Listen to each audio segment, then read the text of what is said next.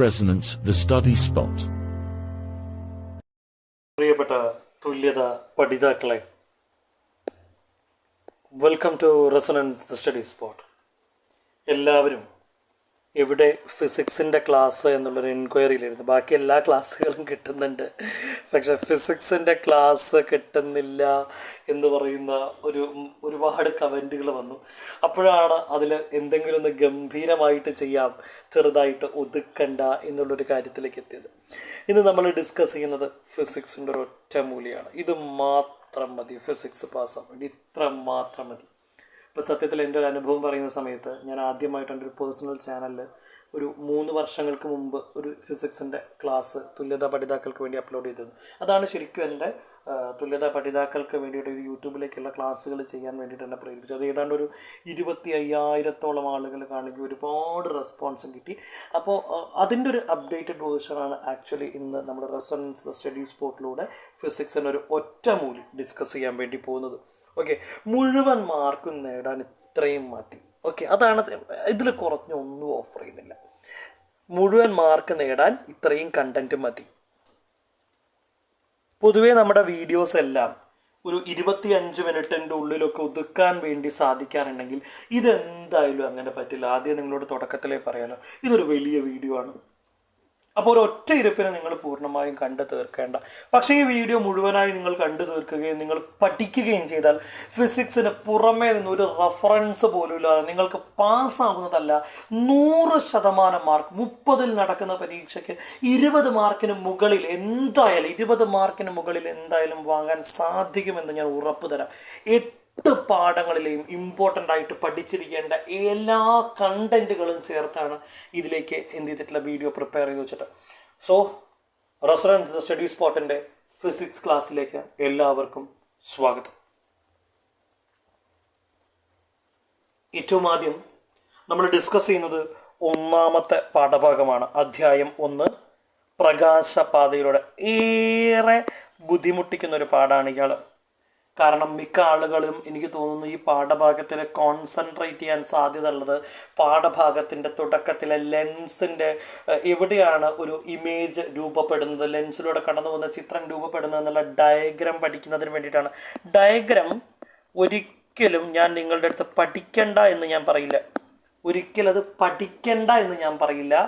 പക്ഷേ മിക്കവാറും ഇത്രയും കാലം ചോദിച്ച ചോദ്യങ്ങളിൽ ഈ ഡയഗ്രാം ചോദിക്കുന്ന സമയത്ത് തൊട്ട് താഴെ നിങ്ങൾ ക്വസ്റ്റ്യൻ പേപ്പർ വിശകലനം ചെയ്താൽ മനസ്സിലാവും ഒരു ഓർ ക്വസ്റ്റ്യൻ, അതല്ലെങ്കിൽ അറ്റൻഡ് ചെയ്യാൻ മറ്റൊരു ക്വസ്റ്റ്യൻ എന്ത് ചെയ്യാറുണ്ട്, പലപ്പോഴും ചോദിക്കാറുണ്ട്. അപ്പോൾ നിങ്ങളൊരു 1-2 പ്രാവശ്യം നിങ്ങളെ കൊണ്ട് സാധിക്കുന്നതാണോ എന്ന് നോക്കുക.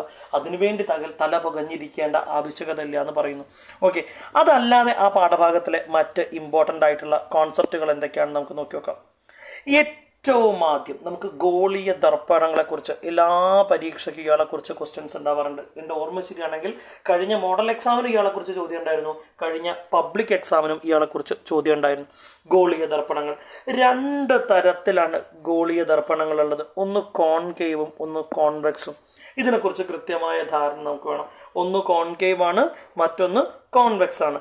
കോൺകേവ് അകത്തേക്ക് വളഞ്ഞതാണ് പ്രതിപതന തലം. ഓക്കെ, കോൺവെക്സ് പുറത്തേക്ക് ഉന്തിയതാണ്, അത് പ്രതിപതന തലം ഉത്തലമാണ്, ഒന്ന് അവതലമാണ്. അങ്ങനെ തന്നെ പഠിച്ചു വെക്കണം. അതിൽ പ്രതിപതന തലം അവതലാണ് ഉത്തലാണെന്നുള്ളതിനോടൊപ്പം തന്നെ പഠിക്കാൻ ഏറ്റവും എളുപ്പം പുറത്തേക്ക് ഉന്തിയത്, അകത്തേക്ക് വളഞ്ഞത്. ഈ ഒരു കോൺസെപ്റ്റ് പഠിക്കുക എന്നുള്ളതാണ് ഏറ്റവും എളുപ്പമായി കൊണ്ട് നമുക്ക് എന്ത് ചെയ്യാൻ വേണ്ടി പറ്റുന്നത്. അത് പഠിക്കാൻ എളുപ്പത്തിന് വേണ്ടി ഞാൻ 2 സ്റ്റഡി ടിപ്പ് പറഞ്ഞുതരാം. ഒന്ന്, കേവ് എന്ന് പറഞ്ഞ വാക്ക് ആലോചിക്കാം. കേവ് എന്ന് പറഞ്ഞു കഴിഞ്ഞാൽ ഗുഹയാണ്. ഓക്കെ, ഗുഹയുടെ അകത്ത് വളഞ്ഞത്. ഇതൊന്ന് ആലോചിച്ച് വെച്ചേക്കോട്ടോ കേട്ടോ. ഗുഹയുടെ അകം വളഞ്ഞത്, ഗുഹയുടെ അകം വളഞ്ഞതാണ്. അപ്പൊ കോൺകേവ്, കേവ് എന്ന് പറഞ്ഞാൽ ഗുഹയാണ്, അകത്തേക്ക് വളഞ്ഞത്, ഗുഹയുടെ അകത്ത് വളഞ്ഞത്. ഒരു സ്റ്റഡി ടിപ്പ് അങ്ങനെയാണ്. ഒന്നെങ്കിൽ അങ്ങനെ പഠിക്കണം, ഞാൻ ഈ പറഞ്ഞിട്ടുള്ള കേവ് എന്ന് പറയുന്ന കാര്യത്തെ വെച്ചുകൊണ്ട് പഠിക്കണം. അതല്ല എന്നുണ്ടെങ്കിൽ ഒരു സെക്കൻഡ് ടിപ്പ് നിങ്ങളുമായിട്ട് ഷെയർ ചെയ്യാനുള്ളത്, നമ്മൾ കോൺവെക്സ് ഉണ്ടല്ലോ, കോൺവെക്സ് വെക്സ് റോഡ് എന്ന് ആലോചിക്കുക. വെക്സ് റോഡ് ഇതൊന്ന് ആലോചിച്ച് വെച്ചോളൂ. വെക്സ് റോഡ്. നമ്മൾ റോട്ടിൽ കാണുന്ന ദർപ്പണങ്ങളെ ശ്രദ്ധിച്ചിട്ടുണ്ടോ? നമ്മൾ വണ്ടി വരുന്നുണ്ടോ എന്നൊക്കെ ഇപ്പോൾ വളരെ കോമൺ ആയിട്ട് നമുക്ക് റോട്ടിൽ കാണാൻ വേണ്ടി സാധിക്കുന്ന ഒരാളാണ്. അതെല്ലാം കോൺവെക്സാണ്. നമ്മൾ സൈഡ് റോട്ടിൽ നിന്ന് കയറുന്ന സമയത്ത് അപ്പുറത്തെ ഭാഗത്ത് നിന്ന് വണ്ടി വരുന്നുണ്ടോ എന്ന് പറയാൻ വേണ്ടി പുറത്തേക്ക് ഉന്തിയതാണ് ഉണ്ടാവാറ്. ഇതിലേതെങ്കിലും ഒരു രീതിയിൽ ഓർത്തു വെക്കണം. അപ്പോൾ ഒന്ന് കേവ് ഗുഹയാണെന്നും ഗുഹ ഉള്ളിലേക്ക് വളഞ്ഞതാണെന്നും ആലോചിച്ച് വെക്കാം. അതല്ലാന്നുണ്ടെങ്കിൽ വെക്സ് റോഡ് കോൺവെക്സ് നമുക്ക് കാണാൻ സാധിക്കുന്ന പുറത്തേക്ക് ഉന്തിയതാണ് റൂട്ടിലാണ്. ഞാൻ പറഞ്ഞിട്ടുള്ള ഈ ഉദാഹരണങ്ങൾ വെച്ചുകൊണ്ട് ഈ സാധനം നിർബന്ധമായും പഠിച്ചിരിക്കേണ്ടതാണ്. ഓക്കെ, നിർബന്ധമായും പഠിച്ചിരിക്കേണ്ട കോൺസെപ്റ്റാണ്. അടുത്തത് ടെക്സ്റ്റിലെ തന്നെ മറ്റൊരു ടോപ്പിക്കിലേക്ക് പോകുന്നുണ്ട്. അതിൽ ആദ്യത്തെ ടോപ്പിക്ക് പറയുന്നത് അപവർത്തനം എന്ന് പറയുന്നൊരു ടോപ്പിക്കാണ്. അപവർത്തനം എന്ന് പറയുന്നൊരു ടോപ്പിക്ക്. ടെക്സ്റ്റിലെ ഭാഗം ഞാനൊന്ന് ജസ്റ്റ് വായിക്കാം, എൻ്റെ കൂടെ ശ്രദ്ധിക്കണേ. കടയിലെ മിഠായി ഭരണിയിൽ കിടക്കുന്ന വലിയ മിഠായിക്ക് വേണ്ടി ഒരു കുട്ടി കടക്കാരനുമായി തർക്കിക്കുകയാണ്. കടയുടമ ഏത് മിഠായി എടുത്താലും കുട്ടി പറയുന്നു അതിലും വലുത് അതിൽ കിടപ്പുണ്ടെന്ന്. കടയുടമ മടുത്തപ്പോൾ കുട്ടിയോട് തന്നെ എടുത്തുകൊള്ളാൻ പറഞ്ഞു. കുട്ടി എത്ര ശ്രമിച്ചിട്ടും വലിയ മിഠായി കിട്ടുന്നില്ല. കടയുടമ പറഞ്ഞു, ഈ പാത്രത്തിൽ കിടക്കുമ്പോൾ വലുതായി തോന്നുന്നതാണ്. ഈ ഒരു സന്ദർഭം ഒന്ന് ആലോചിച്ച് വെക്കണം. പരീക്ഷയ്ക്ക് ചോദിക്കാൻ സാധ്യതയുണ്ട്. അപവർത്തനവുമായി കണക്ട് ചെയ്തുകൊണ്ട് ചോദിക്കാൻ സാധ്യതയുള്ളൊരു സന്ദർഭമാണ് മിഠായി ഭരണിയിലെ മിഠായികൾ വലുതായി തോന്നുന്നു എന്ന് പറയും. നമുക്ക് എല്ലാവർക്കും ചെറുപ്പത്തിൽ അത്ര അനുഭവങ്ങൾ ഉണ്ടായിട്ടുണ്ടാവും അല്ലെ? ഭരണിയിൽ കാണുമ്പോൾ വലിയ മിഠായി, പക്ഷെ പലപ്പോഴും പുറത്തേക്ക് എടുക്കുമ്പോൾ അത്രയും വലുപ്പം ഉണ്ടാവാറില്ല. എന്നുള്ള ഈ സിറ്റുവേഷൻ ഒന്ന് അപവർത്തനം എന്ന് പറയുന്ന ഹെഡിങ്ങിൽ ഒന്ന് ആലോചിച്ച് വെക്കണം. നോക്കാം ബാക്കി. മിഠായിൽ നിന്ന് പുറപ്പെട്ട, അപ്പോൾ അതിൻ്റെ ക്ലാരിഫിക്കേഷനിലേക്കാണ് നമ്മൾ പോകുന്നത്. ശ്രദ്ധിക്കണേ, ക്ലാരിഫിക്കേഷനിലേക്കാണ് നമ്മൾ പോകുന്നത്. മിഠായിൽ നിന്ന് പുറപ്പെട്ട പ്രകാശം സ്ഫടിക പാത്രത്തിലൂടെ പുറത്തു വന്ന് നമ്മുടെ കണ്ണിൽ പതിച്ചതാണ്. ഇവിടെ പ്രകാശം ഏതെല്ലാം മാധ്യമങ്ങളിലൂടെ സഞ്ചരിച്ചു? വായുവിൽ നിന്ന്, ഫസ്റ്റത്തത് വായുവിൽ നിന്ന് സ്ഫടികത്തിലേക്ക്, അവിടെ നിന്ന് വീണ്ടും വായുവിലേക്ക്. അപ്പോൾ പ്രകാശപാതയ്ക്ക് മാറ്റമുണ്ടായിട്ട് അപ്പോൾ ഒരുപാട് മാധ്യമങ്ങളിലൂടെ പ്രകാശം തട്ടി ആണ് നമ്മളുടെ കണ്ണിലേക്ക് എത്തുന്നത് എന്ന് നമുക്ക് മനസ്സിലായി. അപ്പോൾ നോക്കിക്കോളൂ, അവിടെ അപവർത്തനം എന്ന് പറയുന്ന ടോപ്പിക്ക് നമ്മൾ ഈ പറഞ്ഞതൊക്കെ അതിൻ്റെ സിറ്റുവേഷൻ ആണെങ്കിൽ അപവർത്തനം എന്ന് പറയുന്ന ടോപ്പിക്ക് നമ്മൾ ഇവിടെയാണ് എക്സ്പ്ലെയിൻ ചെയ്യുന്നത്. ഇത് ഇമ്പോർട്ടൻ്റ് ആയിട്ടുള്ളൊരു ടോപ്പിക്കാണ്, പഠിക്കാതിരിക്കരുത്. വളരെ ഇമ്പോർട്ടൻ്റ് ആയിട്ട് നിങ്ങളുടെ കയ്യിൽ ഉണ്ടാവേണ്ടതാണ്. അപവർത്തനം ഒരു മാധ്യമത്തിൽ നിന്ന് സാന്ദ്രത വ്യത്യാസമുള്ള മറ്റൊരു മാധ്യമത്തിലേക്ക് പ്രകാശം ചെരിഞ്ഞു പതിക്കുമ്പോൾ അതിൻ്റെ പാതയിലുണ്ടാകുന്ന വ്യതിയാനമാണ് അപവർത്തനം. ഒരുപക്ഷെ നിങ്ങൾ പ്രതീക്ഷിക്കുന്നുണ്ടാവും ഞാനിത് ഷോർട്ടാക്കിയിട്ട് പറയുന്നു. ഒരിക്കലും ഇതിങ്ങനെ തന്നെ പഠിച്ചിരിക്കണം. Very important. അതിൽ ഒരു അഡ്ജസ്റ്റ്മെൻറ്റ് നമ്മൾ തയ്യാറല്ല. അപവർത്തനം എന്നാൽ എന്ത്, അല്ലെങ്കിൽ അപവർത്തനവുമായി ഒരു ബന്ധപ്പെട്ടൊരു ചോദ്യം വരുന്ന സമയത്ത് ഒരു മാധ്യമത്തിൽ നിന്ന് സാന്ദ്രതാ വ്യത്യാസമുള്ള മറ്റൊരു മാധ്യമത്തിലേക്ക് പ്രകാശം ചെരിഞ്ഞ് പതിക്കുമ്പോൾ അതിൻ്റെ പാതയിലുണ്ടാകുന്ന വ്യതിയാനമാണ് അപവർത്തനം എന്ന് തന്നെ വളരെ ഡീറ്റെയിൽ ആയിട്ട് നമുക്ക് എന്ത് ചെയ്യണം, ഒരു മാർക്ക് പോലും കുറയാതെ നമുക്ക് എഴുതി വെക്കാൻ വേണ്ടിയിട്ട് സാധിക്കണം. Okay, ready, moving on. അപവർത്തനം വളരെ ഒരു ഡീപ്പായിട്ടുള്ള ടോപ്പിക്കാണ്. അതിൽ ഒരുപാട് ചോദ്യ സാധ്യതകളുണ്ട്. അവിടെ നിങ്ങൾക്ക് ചോദിക്കാൻ സാധ്യത ഉള്ളത് രണ്ട് രീതിയിൽ ചോദ്യങ്ങൾ വരും. അപവർത്തനത്തിൻ്റെ പ്രായോഗിക ഫലങ്ങൾ എഴുതാൻ പറയുന്നതിനേക്കാൾ അപ്പുറത്തേക്ക് നിങ്ങൾ പ്രതീക്ഷിക്കേണ്ട ചോദ്യം, ഇതിലേതെങ്കിലും ഒരു സാഹചര്യം തന്നുകൊണ്ട് ഏത് പ്രതിഭാസമാണ് അതിന് കാരണമെന്ന് ചോദിക്കാൻ സാധ്യതയുണ്ട്. അപ്പോൾ താഴെ ഞാനൊരു 3ഓളം കാര്യങ്ങളെ മെൻഷൻ ചെയ്തിട്ടുണ്ട്. ഇതിലേതെങ്കിലും ഒന്നായിരിക്കും തരുന്നുണ്ടാവുക. ഓക്കെ, ഇതിലേതെങ്കിലും ഒരു കാര്യം തന്നുകൊണ്ട് ഈ പ്രതിഭാസവുമായി ബന്ധപ്പെട്ട കാരണം, ഏത് പ്രതിഭാസമാണ് ഇതുമായി ബന്ധപ്പെട്ടിരിക്കുന്നത്. അപ്പം നമുക്ക് അപവർത്തനം എന്നൊരു ഉത്തരം എഴുതണമെങ്കിൽ ഏതൊക്കെയാണ് അത്തരം സാഹചര്യങ്ങൾ നമുക്ക് നോക്കി വെക്കണം. ടെക്സ്റ്റിൽ മെൻഷൻ ചെയ്തത് 3 സാഹചര്യങ്ങളാണ്. ആ 3 ഇതാണ്. ഒന്ന്, അസ്തമനത്തിന് ശേഷവും അല്പനേരം കൂടെ സൂര്യനെ കാണാൻ സാധിക്കുന്നു. അപവർത്തനത്തിൻ്റെ പ്രായോഗിക ഫലങ്ങളിൽപ്പെട്ടുള്ളതാണ്. ജലാശയത്തിന് ആഴം കുറഞ്ഞതുപോലെ തോന്നുന്നു. അതും എന്ത് തന്നെയാണ്, അപവർത്തനത്തിൻ്റെ പ്രായോഗിക ഫലത്തിൽപ്പെട്ടതാണ്. മഴവില്ലിൻ്റെ 7 നിറങ്ങളും കാണാൻ സാധിക്കുന്നു. അപ്പോൾ ഈ 3 സാഹചര്യങ്ങൾ തന്നുകൊണ്ട് ആരുമായി ബന്ധപ്പെടുത്തിയതാണെന്ന് ചോദിക്കുന്ന സമയത്ത് നിങ്ങൾ എന്ത് ചെയ്യണം, അപവർത്തനവുമായി ബന്ധപ്പെട്ടതാണ് എന്ന് തന്നെ നിങ്ങൾക്ക് കൃത്യമായി എഴുതാൻ വേണ്ടി സാധിക്കണം. ഒരിക്കലും ഞാൻ വീണ്ടും റിപ്പീറ്റ് ചെയ്ത്, നമ്മുടെ ക്ലാസ് തുടങ്ങിയിട്ട് ഏതാണ്ട് 9ഓളം മിനിറ്റ് ആയിട്ടുണ്ട്. അപ്പോൾ നിങ്ങൾ ഒരിക്കലും കേട്ടു പോകുന്ന രീതിയിലേക്കല്ല. ഈ നോട്ട്സ് നിങ്ങൾ തീർച്ചയായിട്ടും സ്ലൈഡ്സ് പോസ് ചെയ്ത് വെച്ചുകൊണ്ട് എഴുതിയെടുക്കുന്നുണ്ടെന്നുള്ള വിശ്വാസത്തിലാണ് ഞാൻ. ഒരിക്കലും റിപ്പീറ്റഡ് ആയിട്ട് കേട്ടോളുന്നതാണ്. പക്ഷെ നിർബന്ധമായിട്ട് ഒരു തവണയെങ്കിലും നിങ്ങൾ ഈ പറയുന്ന നോട്ട്സ് എന്ത് ചെയ്യണം, ഒന്ന് എഴുതിയെടുക്കണം. ഓക്കെ, അപ്പോഴേ നിങ്ങൾക്ക് അത് ഗുണത്തിലേക്ക് എത്തുന്നുണ്ടാവുള്ളൂ. പിന്നെ അതുപോലെ തന്നെ ഒരു ദിവസം ഈ ഒരു വീഡിയോ കണ്ടതുകൊണ്ട് നിങ്ങൾക്ക് പ്രത്യേകിച്ച് ഈ റിപ്പീറ്റഡ് ആയിട്ട് ഏറ്റവും ചുരുങ്ങിയത് എൻ്റെ അഭിപ്രായത്തിൽ ഒരു 3 വട്ടമെങ്കിലും നിങ്ങൾ മുടങ്ങാതെ എന്ത് ചെയ്യണം, ഈ വീഡിയോ തന്നെ റിപ്പീറ്റ് ചെയ്ത് കാണുമ്പോൾ സ്വാഭാവികമായിട്ടും കണ്ടൻറ്റായിട്ട് നിങ്ങൾ റിലേറ്റഡ് ആവും. നമ്മൾ വീണ്ടും വീണ്ടും വീണ്ടും കേൾക്കുന്ന കോൺസെപ്റ്റുകൾ നമ്മുടെ തലയിലേക്ക് കയറും. ഓക്കെ, നെക്സ്റ്റ് സ്ലൈഡിലേക്ക് മൂവ് ചെയ്യുന്നുണ്ട്. ഓക്കെ, അടുത്തത് ഇത് ഒരുപാട് തവണ പരീക്ഷയ്ക്ക് ചോദിച്ചിട്ടുള്ള ചോദ്യമാണ് കേട്ടോ. നമ്മുടെ കോൺവെക്സ് ലെൻസിൻ്റെ ഉപയോഗം. ഇത് കഴിഞ്ഞതിൻ്റെ മുന്നത്തെ വർഷത്തെ പരീക്ഷയ്ക്കാണെന്ന് തോന്നുന്നു ക്വസ്റ്റ്യൻ പേപ്പറിലുണ്ടായിരുന്നു. കഴിഞ്ഞ വർഷമാണോ എന്ന് ഓർമ്മയില്ല. അപ്പോൾ ഒന്ന് നോക്കി വെച്ചോളൂ. സിമ്പിൾ മൈക്രോസ്കോപ്പ് എന്നാണ് എഴുതിയത്, സ്പെല്ലിംഗ് എററാണ് കേട്ടോ. മൈക്രോസ്കോപ്പാണ് കേട്ടോ. ക്യാമറ, ടെലിസ്കോപ്പ്, കണ്ണിൽ, ഇതൊക്കെ കേട്ടോ. ഇതൊന്ന് പഠിച്ചു വെക്കണം. ഏതൊക്കെയാണെന്ന് വെച്ച് കഴിഞ്ഞാൽ ഇവിടെയൊക്കെ ഉപയോഗിക്കുന്ന ലെൻസുകൾ ഏതാണെന്ന് ചോദിക്കാനുള്ള സാധ്യതയുണ്ട്. കോൺവെക്സ് എവിടേക്കാണ് ഉപയോഗിക്കുന്നത് എന്നുള്ളത്. അപ്പം സിമ്പിൾ മൈക്രോസ്കോപ്പിലുണ്ട്, ക്യാമറകളിലുണ്ട്, ടെലസ്കോപ്പിലുണ്ട്, അതുപോലെ തന്നെ എവിടെയുണ്ട് കണ്ണിലുള്ളതും ആരെന്നെയാണ്, കോൺവെക്സ് ആണെന്ന് നിങ്ങൾക്ക് എഴുതി വെക്കാൻ വേണ്ടിയിട്ട് സാധിക്കണം. ഓക്കെ, ഉദാഹരണങ്ങളാണ് കേട്ടോ. ഉദാഹരണങ്ങൾ എന്ന് പറയുമ്പോൾ അതും കൂടി പെടുന്നുണ്ട്. ഉപയോഗിക്കുന്ന ഇടങ്ങൾ എവിടേക്കാണെന്നുള്ള ഉദാഹരണങ്ങളും കൂടി ഒന്ന് നോക്കി വെക്കാം. റെഡിയാണല്ലോ? അടുത്തത് വളരെ ഇമ്പോർട്ടൻ്റ്. ഞാൻ ഇത് വളരെ ഡീപ്പായിട്ട് നിങ്ങളോട് പറയുന്നില്ല. ഇവിടുന്ന് പരീക്ഷാ കേന്ദ്രീകൃത ചോദ്യം എന്തോ അത് മാത്രമേ ഡിസ്കസ് ചെയ്യുന്നുള്ളൂ. കണ്ണിൻ്റെ അസുഖങ്ങളും അത് മാറ്റിയെടുക്കാൻ ബന്ധപ്പെട്ട ലെൻസുകളും നമ്മൾ ഡിസ്കസ് ചെയ്യാൻ വേണ്ടി പോകുന്നത്. ഓക്കെ, അതിൽ 2 കാര്യങ്ങളാണുള്ളത്. ഹ്രസ്വദൃഷ്ടി എന്ന് പറയുന്ന അസുഖത്തിന്, ഷോർട്ട് സൈറ്റഡ്നെസ്സിന് കോൺകേവ് ലെൻസും വെള്ള എഴുത്തിന് കോൺവെക്സ് ലെൻസുമാണ് ഉപയോഗിക്കേണ്ടത്. ഹ്രസ്വദൃഷ്ടിക്ക് കോൺകേവ് ലെൻസും വെള്ള എഴുത്ത് എന്ന് പറയുന്ന അസുഖത്തിന് കോൺവെക്സ് ലെൻസുമാണ് ഉപയോഗിക്കേണ്ടത്. വളരെ ഇമ്പോർട്ടൻ്റ് ആണ്, പഠിച്ചിരിക്കണം. ഓക്കെ, അപ്പോൾ ലെൻസുകളുമായി ബന്ധപ്പെട്ടിട്ടുള്ള ഒരുപാട് കാര്യങ്ങൾ നമ്മൾ ഡിസ്കസ് ചെയ്തിട്ടുണ്ട്. അത് ഇയാളെ കൂടെ എന്ത് ചെയ്യണം, ഒന്ന് ഉൾപ്പെടുത്തണം. പിന്നെ ടെക്സ്റ്റിൻ്റെ ഏറ്റവും അവസാന ഭാഗം ഒരുപാട് ഇമ്പോർട്ടൻ്റ് ആയിട്ടുള്ള കണ്ടന്റുകളെ ചേർത്ത് വെച്ചിട്ടുള്ളൊരു പേജാണ് ഇയാൾ. ഓക്കെ, നിങ്ങൾക്ക് എത്ര ക്ലാരിറ്റിയോടുകൂടി ഇയാളെ കാണാൻ സാധിക്കുന്നു എന്നുള്ളത് സംശയമാണ്. ഞാൻ എന്തായാലും ഒന്ന് വായിക്കാം.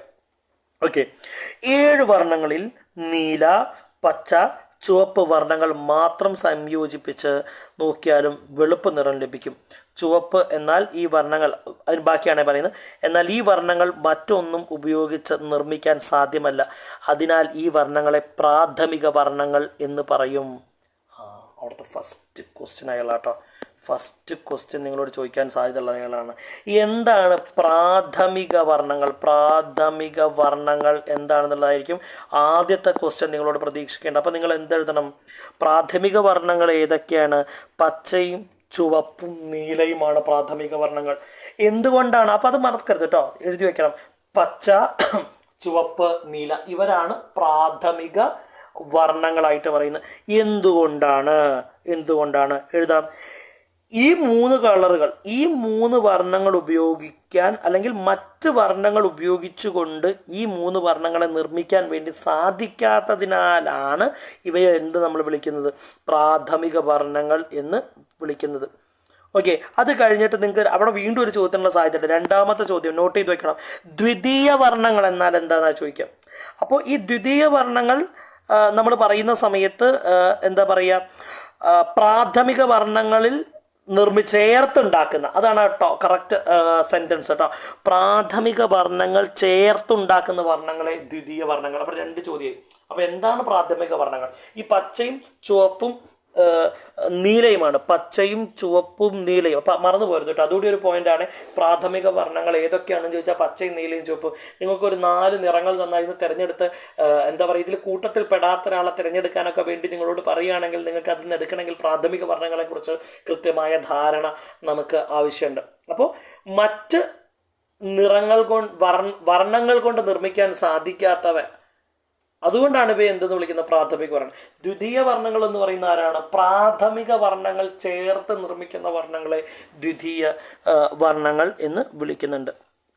ഓക്കെ, ഇനി അതിൽ ഇമ്പോർട്ടൻ്റ് ആയിട്ട് പറയാനുള്ള മറ്റൊരു ടോപ്പിക്ക് എന്ന് പറയുന്നത് ഈ പച്ച പ്ലസ് ചുവപ്പ് മഞ്ഞ, പച്ചയും നീലയും ചേർത്താൽ സയൻ, നീലയും ചുവപ്പും ചേർത്താൽ മജന്ത. ഈ ദ്വിതീയ വർണ്ണങ്ങളെ ഒന്ന് പഠിച്ചു വെച്ചേക്കോ, നല്ലതാണ്. ഓക്കെ, പച്ചയും ചുവപ്പും. അപ്പോൾ അത് പഠിക്കാനുള്ളൊരു ക്ലൂ പണ്ട് പറയാറുണ്ട്. പച്ചമാങ്ങ, പച്ചയും ചുവപ്പും ചേർന്നാൽ മഞ്ഞയാണ്. ഓക്കെ, പച്ചയും ചുവപ്പും ചേർന്നാൽ മഞ്ഞയാണ് എന്ന് പറയാറുണ്ട്. ഓക്കെ, പിന്നെ അടുത്തത് സയൻ. സയന് പനിയാണ്. സയന് പനിയാണ്. ആരൊക്കെയാണ്? പച്ചയും നീലയും ചേർത്താൽ സയൻ ലഭിക്കുന്നു. പച്ചയും നീലയും ചേർത്താൽ സയൻ ലഭിക്കുന്നു. അപ്പം നിങ്ങൾക്ക് അങ്ങനെ കോഡുകൾ വെച്ചിട്ട് എന്ത് ചെയ്യാൻ വേണ്ടി പറ്റും? കണക്ട് ചെയ്യാൻ വേണ്ടിയിട്ട് പറ്റുന്നതാണ്. അതൊന്ന് ആലോചിച്ച് നോക്കൂ. പച്ച മാങ്ങ, പച്ചയും നീലയും ചേർന്നാൽ മഞ്ഞയാണ്. വേറെ ഒന്ന്, സയന് പനിയാണ്. സയന് പനിയാണ്. പച്ചയും നീലയും ചേർന്നാൽ ആരാണ്? സയനാണ്. ബാക്കി രണ്ട് കളർ നീലയും ചുവപ്പുമാണ് ബാക്കിയുള്ള ആൾക്കാർ. അവർ ചേർന്നാൽ ലഭിക്കുന്ന ആരാണ്? മജന്തയാണ്. അപ്പോൾ രണ്ട് ക്ലൂയിലൂടെ ദ്വിതീയ വർണ്ണങ്ങൾ നിങ്ങൾ ഓർത്തു വയ്ക്കും. ആരൊക്കെയാണ്? പച്ച മാങ്ങ, ആരാണ്? പച്ചയും ചുവപ്പും ചേർന്ന് മഞ്ഞ. സയന് പനിയാണ്, പച്ചയും നീലയും ചേർന്ന് സയൻ. ബാക്കി അതിൽ നമ്മൾ ചേർക്കാത്ത കോമ്പിനേഷൻ എന്ന് പറയുന്നത് ആരാണെന്ന് ആലോചിച്ച് നോക്കിയോ. നീലയും ചുവപ്പും ചേർന്നാൽ ആരാണ് വരേണ്ടത്? മജന്തയാണ് വരേണ്ടത്. ഓക്കെ, ആ ടോപ്പിക്ക് നമുക്ക് കംപ്ലീറ്റ് ചെയ്തിട്ടുണ്ട്. അടുത്ത ടോപ്പിക്കിലേക്ക് പോകാം നമുക്ക്. ഓക്കെ, ആകാശത്തിൻ്റെ നിറം വളരെ ഇമ്പോർട്ടൻ്റ് ആയിട്ടുള്ള അടുത്ത ടോപ്പിക്കാണ്. വളരെ ഇമ്പോർട്ടൻ്റ്, പരീക്ഷയ്ക്ക് സ്ഥിരമായിട്ട് ചോദിക്കാൻ 2 ചോദ്യങ്ങളാണ് ഇവിടെ നിന്ന് ചോദിക്കാൻ സാധ്യതയുള്ളത്. 2 ഞാൻ എന്ത് ചെയ്തിട്ടുണ്ട്? ഇവിടെ ഇൻക്ലൂഡ് ചെയ്തിട്ടുണ്ട്. അപ്പം മിക്കവാറും ഞാൻ ഈ റെഡ് കളറിൽ കാണിച്ചിട്ടുള്ള സ്ലൈഡിൽ നിങ്ങൾ താഴെ കാണുന്ന റെഡ് കളറിൽ കാണിച്ചിരിക്കുന്ന ചോദ്യത്തിനാണ് ഏറെ സാധ്യത. ചോദ്യം എങ്ങനെയായിരിക്കും ഉണ്ടാവുക? ആകാശത്തിൻ്റെ നിറവുമായി ബന്ധപ്പെട്ടാണ്. രാവിലത്തെയും വൈകിട്ടെയും ആകാശത്തിൻ്റെ ചുവപ്പ് നിറത്തിൻ്റെ കാരണം എന്താണ്? അത് പഠിച്ചാൽ ഇത് നിങ്ങൾക്ക് എഴുതാം. താഴെ കാണുന്നു പഠിച്ചാൽ മുകളിലുള്ളത് എഴുതാം. ഇങ്ങനെയാണ്. സൂര്യൻ ഭൂമിയിൽ നിന്നും അകലെയാണ്. അപ്പം ഞാൻ വളരെ കീവേഡ്സ് മാത്രമേ എഴുതി. ഇത് ഇങ്ങനെ തന്നെ പഠിക്കണം. ഓക്കെ, സൂര്യൻ ഭൂമിയിൽ നിന്നും അകലെയാണ്. തീർച്ചയായിട്ടും സൂര്യനിൽ നിന്നുള്ള പ്രകാശത്തിന് ഒരുപാട് ദൂരം സഞ്ചരിക്കേണ്ട ആവശ്യം വരും. തരംഗദൈർഘ്യം കുറഞ്ഞ നീല മുഴുവനായി വിസരിച്ച് നഷ്ടപ്പെടുന്നു. ബാക്കി വരുന്ന ചുവപ്പിന് പ്രാമുഖ്യം, അതിനാലാണ് ചുവപ്പ് നിറം. അപ്പോൾ ഇതൊരു വലിയ ക്വസ്റ്റ്യൻ്റെ ആൻസറാണ്. ഇങ്ങനെ തന്നെ ആലോചിക്കണം.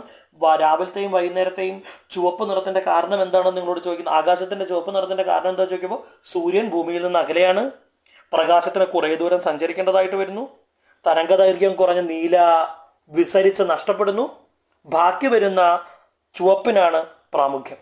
ഓക്കെ, ഇതുപോലെ ഇതാണ് ഏറ്റവും ഇമ്പോർട്ടൻ്റ് ആയിട്ടുള്ള ക്വസ്റ്റ്യൻ. ഇയാളാണ് ഏറ്റവും ഇമ്പോർട്ടൻ്റ് ആയിട്ടുള്ള ക്വസ്റ്റ്യൻ.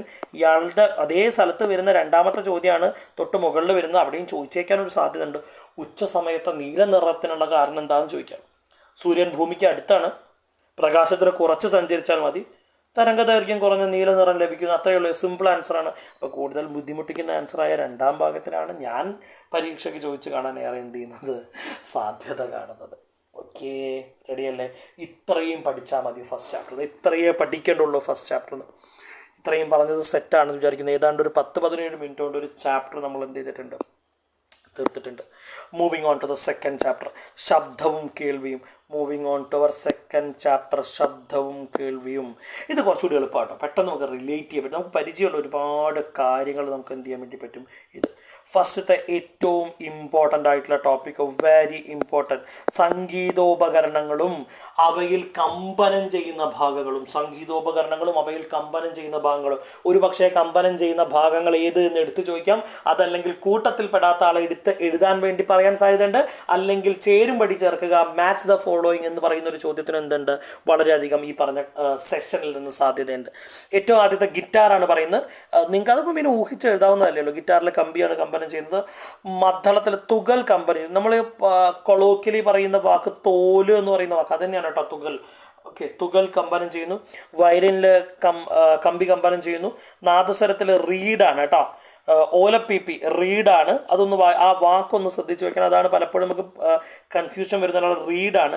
ഡ്രം തുകലാണ്. ഫ്ലൂട്ട് വായുയൂപം. അതിൽ ഈ വാക്കുകൾ റീഡ് എന്ന് പറയുന്ന വാക്കും വായുയൂപം എന്ന് പറയുന്ന വാക്കും എന്ത് ചെയ്യണം? ശ്രദ്ധിച്ചു വെക്കണം. അത് വരുന്ന ആളെയാണ് കൂടുതലായിട്ട് പരീക്ഷയ്ക്ക് ചോദിക്കാൻ സാധ്യതയുള്ളത്. ഓക്കെ, അങ്ങനെ കമ്പനം ചെയ്യുന്ന, അടുത്ത സ്ലൈഡിലേക്ക് പോകുന്നുണ്ട്. കമ്പനം ചെയ്യുന്ന ഭാഗത്തിൻ്റെ അടിസ്ഥാനത്തിൽ 3ആയി ആരെ തരംതിരിക്കുന്നുണ്ട്? സംഗീതോപകരണങ്ങളെ തരംതിരിക്കുന്നുണ്ട്. ഒന്നാമത്തെ നിങ്ങൾക്ക് മനസ്സിലാവും, കമ്പിവാദ്യങ്ങളാണ്. ആദ്യത്തെ ആരാണ്? കമ്പിവാദ്യങ്ങൾ. അപ്പോൾ അത് എന്താ അതിൻ്റെ ഡെഫിനേഷൻ ഒന്ന് പറയാൻ വേണ്ടി പറ്റുമെന്ന് ആലോചിച്ച് നോക്കൂ. അല്ലേ, കമ്പിയുടെ കമ്പനം മൂലം, അല്ലേ, കമ്പികളുടെ കമ്പനം മൂലം സംഗീതോപകരണങ്ങൾ സംഗീതം പ്രകടിപ്പിക്കുന്ന എങ്ങനെയാണ്? കമ്പിയുടെ കമ്പനം മൂലമാണെങ്കിൽ അവരെ കമ്പിവാദ്യങ്ങൾ എന്ന് വിളിക്കുന്നു. ഓക്കെ. അടുത്തത് തുകൽ വാദ്യങ്ങൾ. വലിച്ചു കെട്ടിയ തുകലിന്റെ കമ്പനം മൂലം ശബ്ദമുണ്ടാക്കുന്ന സംഗീതോപകരണങ്ങളെ തുകൽ വാദ്യങ്ങൾ എന്ന് വിളിക്കുന്നു. അടുത്തതാണ് ശ്രദ്ധിക്കേണ്ടത്, ഇതാണ് ശ്രദ്ധിക്കേണ്ടത്. ബാക്കി രണ്ടെണ്ണം പേര് വെച്ച് നമുക്ക് എഴുതാൻ വേണ്ടി പറ്റും. ഇപ്പോൾ ഫോർ എക്സാമ്പിൾ കമ്പിവാദ്യങ്ങളാണെങ്കിലും തുകൽ വാദ്യങ്ങൾക്ക് താളവാദ്യങ്ങൾ എന്നുള്ളൊരു പേര് കൂടിയുണ്ട് കേട്ടോ. താളവാദ്യങ്ങൾ എന്നുള്ളൊരു പേര് കൂടിയുണ്ട്. ഇത് രണ്ടും പേര് വെച്ച് നമുക്ക് എഴുതാൻ വേണ്ടി പറ്റും. ഇതിൽ പലപ്പോഴും പേര് വെച്ച് എഴുതാൻ സാധിക്കാതെ പോകുന്ന ഒരാളെന്ന് പറയുന്നത് ഈ സുഷിരവാദ്യങ്ങളാണ്. ഇതിൽ പലപ്പോഴും നമ്മുടെ പഠിതാക്കൾ എഴുതി തെറ്റിക്കുന്ന ഒരു വാക്കുണ്ട്, സുഷിരത്തിൻ്റെ കമ്പനം മൂലം എന്ന് എഴുതുക. അത് തെറ്റാ. സുഷിരത്തിൻ്റെ കമ്പനം മൂലം അല്ല. നമ്മൾ നേരത്തെ ഞങ്ങളോട് അണ്ടർലൈൻ ചെയ്യാൻ വേണ്ടി പറഞ്ഞു. മുന്നത്തെ സ്ലൈഡിൽ ഞാൻ നിങ്ങളുടെ അടുത്ത് അണ്ടർലൈൻ ചെയ്യാൻ പറഞ്ഞപ്പോൾ രണ്ട് വാക്കുകളുണ്ട്. ഏതൊക്കെയായിരുന്നു? ഒന്ന് റീഡും വായുയൂപും. ഈ റീഡും വായു ഇയാളെയാണ് ഇവിടെ നമ്മൾ എഴുതേണ്ടത്. അപ്പോൾ സുഷിരവാദ്യങ്ങൾ എന്നാൽ എന്ത്? വായുയൂപത്തിൻ്റെ കമ്പനം മൂലമോ റീഡിൻ്റെ കമ്പനം മൂലമോ, ശ്രദ്ധിക്കണം കേട്ടോ, വായുയൂപത്തിൻ്റെയോ റീഡിൻ്റെയോ കമ്പനം മൂലം ശബ്ദമുണ്ടാക്കുന്ന അല്ലെങ്കിൽ സംഗീതം പുറപ്പെടുവിക്കുന്ന ശബ്ദമുണ്ടാക്കുന്ന സംഗീതോപകരണങ്ങളെയാണ് നമ്മൾ എന്തെന്ന് വിളിക്കുന്നത്? സുഷിരവാദ്യങ്ങൾ എന്ന് വിളിക്കുന്നത്. ക്ലിയർ ആണല്ലോ? അപ്പോൾ കമ്പിവാദ്യങ്ങളിൽ കമ്പിയാണ് കമ്പനം ചെയ്യുന്നതെന്ന് പറഞ്ഞു. തുകൽ വാദ്യങ്ങളിൽ വലിച്ചു കെട്ടിയ തുകലുകളാണ് കമ്പനം ചെയ്യുന്നതെന്ന് പറഞ്ഞു. സുഷിരവാദ്യങ്ങളിൽ സുഷിരമാണ് എന്ന് എഴുതി വയ്ക്കരുത്, തെറ്റാണ്. എന്താണ് അവിടെ കമ്പനം ചെയ്യുന്നത്? കൃത്യമായ ധാരണ വേണം. എന്താണ്? ഒന്നുകിൽ വായുയൂപം അല്ലെങ്കിൽ ആരാണ്? റീഡാണ്. റീഡ്, വായുയൂപം അല്ലെങ്കിൽ റീഡ്. ഇത് ഡെഫിനിഷൻ മാത്രം പഠിച്ചാൽ പോരാ, ഇതിൽ നിങ്ങളൊരു 3-4 ഉദാഹരണം പഠിക്കണം. ഇപ്പോൾ കമ്പിവാദ്യങ്ങളിൽ ഗിറ്റാർ, വയലിൻ, വീണ, സിത്താർ, 4 എണ്ണായി. ഗിറ്റാർ, വയലിൻ, വീണ, സിത്താർ. ഒരുപാട് ഉദാഹരണങ്ങൾ എഴുതാനുള്ള സാധ്യതകളുണ്ട് കേട്ടോ. പക്ഷെ അത്ര ആവശ്യമില്ല, നമുക്കിത് മതി. ഓക്കെ. ഇനി അതേപോലെ സുഷിരവാദ്യങ്ങളിൽ നിങ്ങൾക്ക് പറ്റുന്ന ഹാർമോണിയം പഠിക്കാൻ വേണ്ടിയിട്ട് പറ്റും, നാദസ്വരം പഠിക്കാൻ വേണ്ടിയിട്ട് പറ്റും, പുല്ലാങ്കുഴൽ, ഓടക്കുഴൽ പറയാൻ വേണ്ടിയിട്ട് പറ്റും. ഓക്കെ, ഒരുപാട് അവിടെ ഉള്ള സാധ്യതകളുണ്ട്. ഒരു 3 എണ്ണം പഠിച്ചാൽ മതി. തുകൽ വാദ്യങ്ങളാകുമ്പോൾ ചെണ്ട, മൃദംഗം, തബല, ഡ്രംസ് തുടങ്ങിയ ഒരുപാട് എന്താ പറയുക ഉദാഹരണങ്ങൾ. അപ്പോൾ അത് നിങ്ങൾക്ക് വളരെ എളുപ്പത്തിൽ നിങ്ങൾ ഒറ്റയ്ക്ക് തന്നെ ശ്രമിച്ച് ചെയ്യാൻ വേണ്ടി പറ്റുന്നൊരു ഭാഗമായതുകൊണ്ട് ഞാൻ എന്ത് ചെയ്യുന്നില്ല, ഒരുപാട് ടൈം അതിൻ്റെ മുകളിൽ ഇൻവെസ്റ്റ് ചെയ്യുന്നില്ല. അടുത്തതിലേക്ക് പോകണം കേട്ടോ. റെഡി? ഇത് പരീക്ഷയ്ക്ക് മുമ്പ് ചോദിച്ചിട്ടുള്ള ചോദ്യമാണ്. ശബ്ദ സവിശേഷതകൾ. ഇതിൻ്റെ ഡെഫിനിഷൻ നമുക്ക് ആവശ്യമില്ല, പക്ഷെ എന്താണ് ഈ പറയുന്ന ശബ്ദത്തിൻ്റെ 3 സവിശേഷതകൾ നമ്മൾ അറിയണം. ഒന്ന് ശബ്ദ തീവ്രത. ശബ്ദത്തിൻ്റെ തീവ്രത എന്ന് പറയുന്നത്, ഇപ്പോൾ ഫോർ എക്സാമ്പിൾ ഞാൻ നിങ്ങളോട് സംസാരിച്ചുകൊണ്ടിരിക്കുകയാണേ, ഞാൻ പെട്ടെന്ന് പതിയെ സംസാരിക്കാൻ തുടങ്ങി. അപ്പോൾ ഒരുപക്ഷെ എനിക്ക് തോന്നിയിട്ടുണ്ടാവും ഫോണിൽ വോളിയം കുറഞ്ഞു പോയതോ ചോദിച്ചാൽ നിങ്ങൾ വോളിയം കൂട്ടാൻ ശ്രമിക്കുന്നുണ്ടാവും. എന്നല്ല, ഞാൻ പതിയെ സംസാരിച്ചതാണ്, തീവ്രത കുറച്ചതാണ്. പക്ഷെ നേരെ തിരിച്ച് ഞാൻ എന്ത് ചെയ്യുന്നുണ്ട്, നേരത്തെ ക്ലാസ് എടുത്ത് അതേ വോയിസിലേക്ക് ഇപ്പോൾ സംസാരിക്കാൻ തുടങ്ങിയപ്പോൾ വോയിസ് ബാലൻസായി. അതാണ് എന്തെന്ന് പറയുന്നത്, ശബ്ദത്തിൻ്റെ തീവ്രത അഥവാ ശബ്ദ തീവ്രത എന്ന് പറയുന്ന കോൺസെപ്റ്റ്. ക്ലിയർ ആണല്ലോ?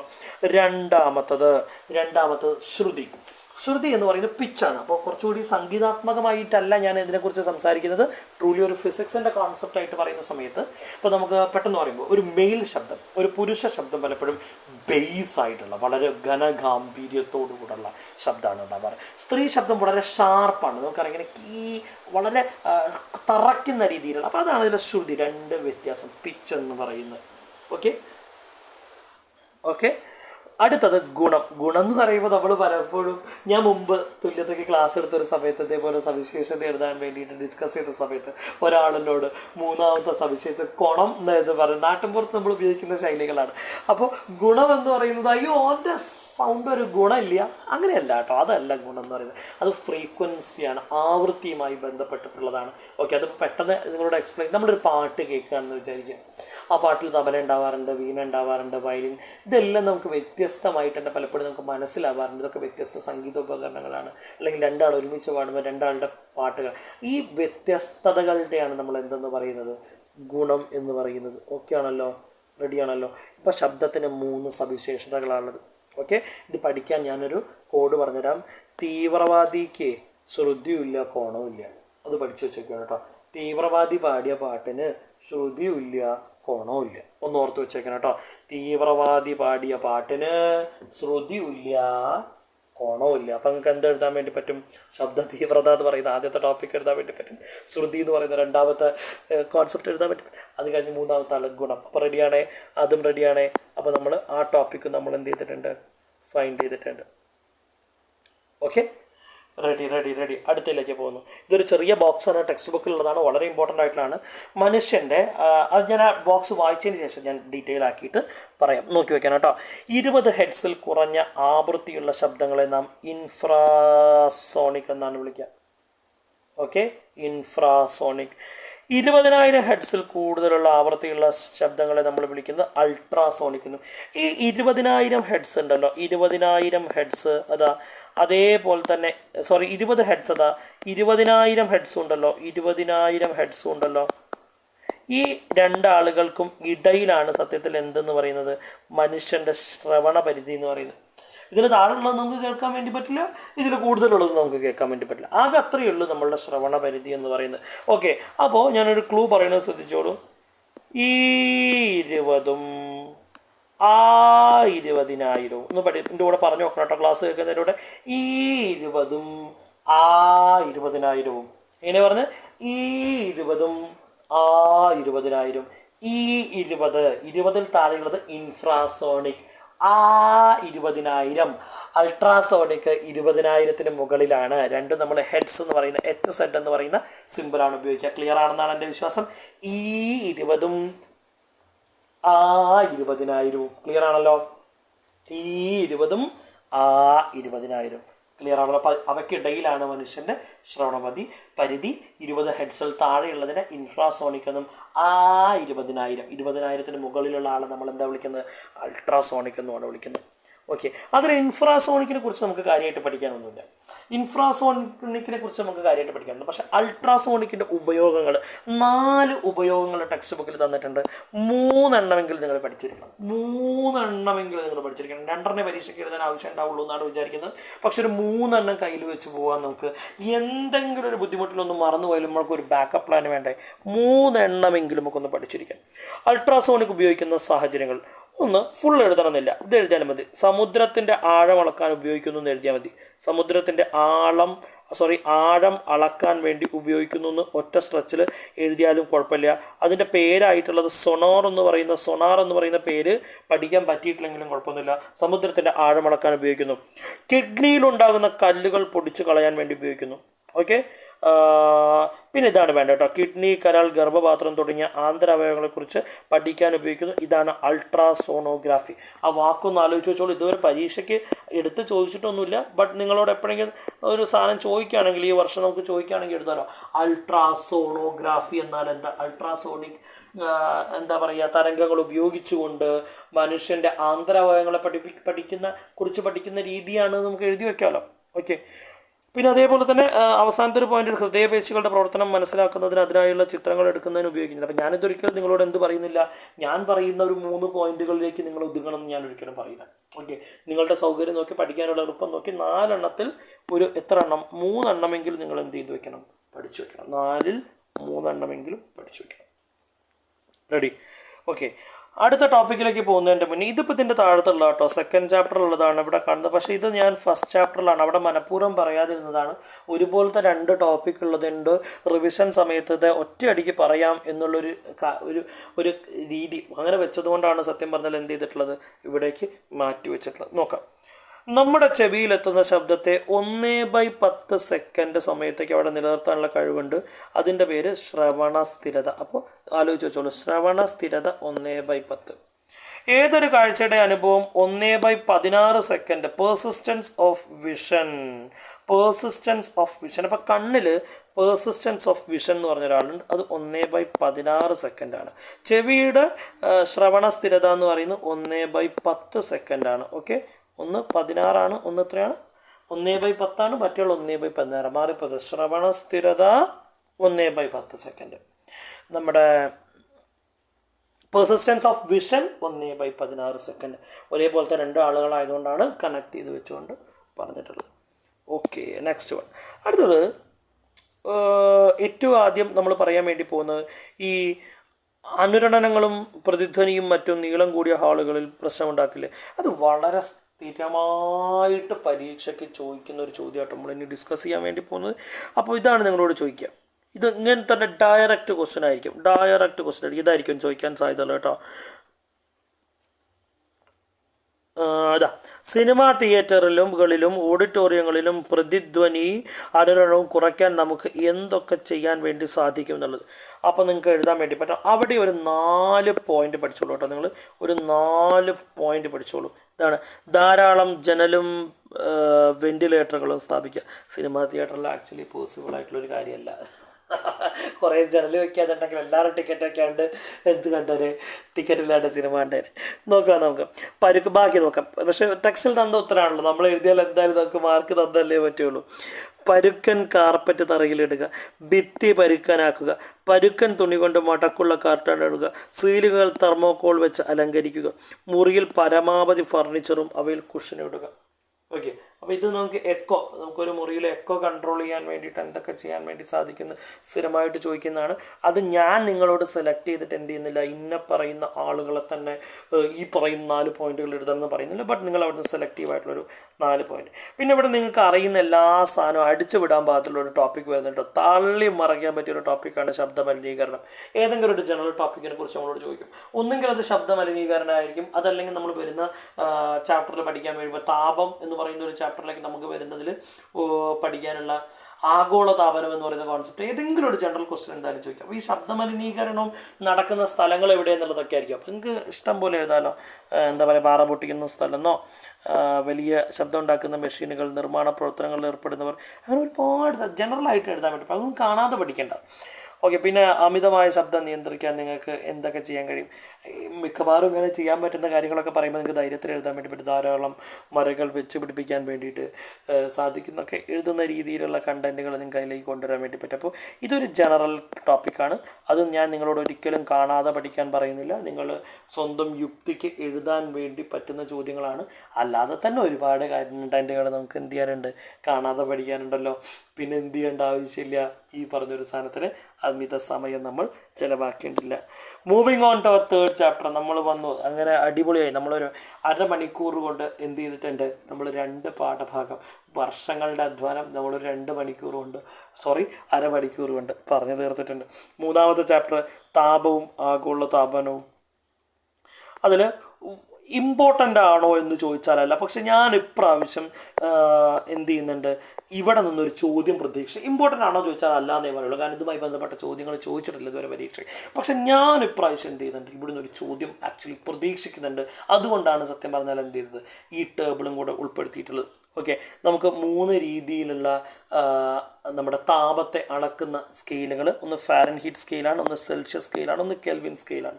അതിൽ സെൽഷ്യസ് എല്ലാവർക്കും പരിചിതമാണെന്ന് തോന്നുന്നുണ്ട്. ജലം ഐസാകുന്നത് 0-ലാണെന്ന് നമുക്കറിയാം. ജലം തിളയ്ക്കുന്നത് മനുഷ്യ ശരീരത്തിലെ സാധാരണ ചൂട്. ഇതുമായി ബന്ധപ്പെട്ട ഫാരൻഹീറ്റും അതേപോലെ ഇതിൻ്റെ കെൽവിനും കൂടെ ഒന്ന് നോക്കി വയ്ക്കുന്നത് വളരെ നല്ലതാണ്. ഞാൻ പ്രാവശ്യം ഒരു ചോദ്യം എന്ത് ചെയ്യുന്നുണ്ട്, ആക്ച്വലി ഈ പട്ടികയ്ക്കുള്ളിൽ നിന്ന് പ്രതീക്ഷിക്കുന്നത് കൊണ്ടാണ് ഈ പറയുന്ന ഒരു കണ്ടന്റ് ഇതിലേക്ക് ചേർത്തിട്ടുള്ളത്. Okay, moving on to next topic. പറഞ്ഞ് ഏതാണ്ട് ഒരു 21ഓളം സ്ലൈഡ് ഞാൻ നിങ്ങളുമായിട്ട് ഡിസ്കസ് ചെയ്തിട്ടുണ്ട്. എനിക്ക് പറഞ്ഞു തീർക്കാനുള്ളത് ഏതാണ്ട് 48 സ്ലൈഡുകളാണ് കേട്ടോ. നോക്കാം നമുക്ക് അടുത്ത സ്ലൈഡിലേക്ക്. 22ാമത്തെ സ്ലൈഡുകൾ. ഈ ടോപ്പിക്ക് സത്യം പറഞ്ഞു കഴിഞ്ഞാൽ നിങ്ങളുടെ കെമിസ്ട്രിയിലുള്ള അതേ ടോപ്പിക് കേട്ടോ. വേറെ ഫിസിക്സിൻ്റെതായ ഒരു ടോപ്പിക്കൊന്നും അവകാശപ്പെടാനില്ല. ട്രൂലി കെമിസ്ട്രിയുമായി ബന്ധപ്പെട്ട ടോപ്പിക്കാണ്. അപ്പോൾ നിങ്ങൾക്ക് 3 വ്യത്യസ്ത രീതികളിൽ തന്മാത്രകളെ പാക്ക് ചെയ്ത് വെച്ചത് കാണാൻ വേണ്ടി സാധിക്കുന്നുണ്ട്. ആദ്യത്തെ ചിത്രത്തിൽ ഒന്ന് അനങ്ങാൻ പോലും സ്വാതന്ത്ര്യമില്ലാതെ അടുപ്പിച്ച് പാക്ക് ചെയ്ത് വെച്ചാൽ കാണാൻ വേണ്ടി സാധിക്കുന്നത്. അതിന് നമ്മൾ ഖരാവസ്ഥ എന്ന് വിളിക്കുന്നു.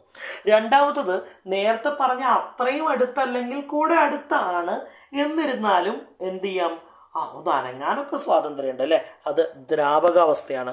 മൂന്നാമത്തത് നമുക്ക് വളരെ ഫ്രീ ആയിട്ട് മൂവ് ചെയ്യാൻ വേണ്ടി പറ്റുന്ന വാതകാവസ്ഥയാണ്.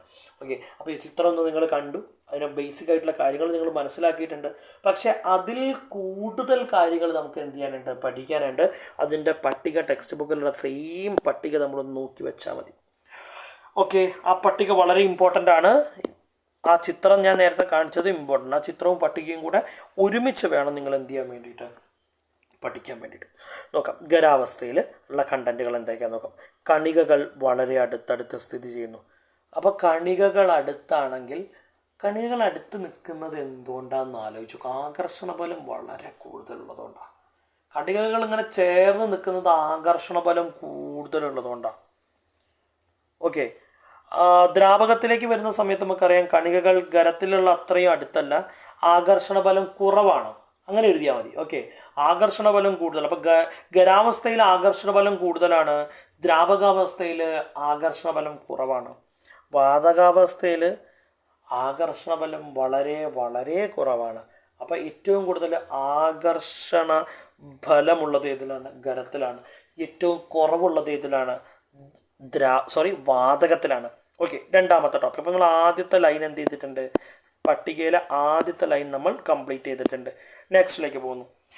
കണികകൾക്ക് യഥാസ്ഥാനത്ത് നിന്ന് കമ്പനം ചെയ്യാനല്ലാതെ സ്ഥാനചലന സ്വാതന്ത്ര്യമില്ല. അത്രയും ഡീപ്പായിട്ടൊന്നും പഠിക്കുന്ന അവസാനത്തെ വാക്ക് മാത്രം മതി. ചലന സ്വാതന്ത്ര്യമില്ലാതെ പഠിച്ചു മതി. ചലന സ്വാതന്ത്ര്യമില്ല. ഇത് വളരെ ഇമ്പോർട്ടൻ്റ് ആയിട്ട് ടോപ്പിക് ആട്ടോ.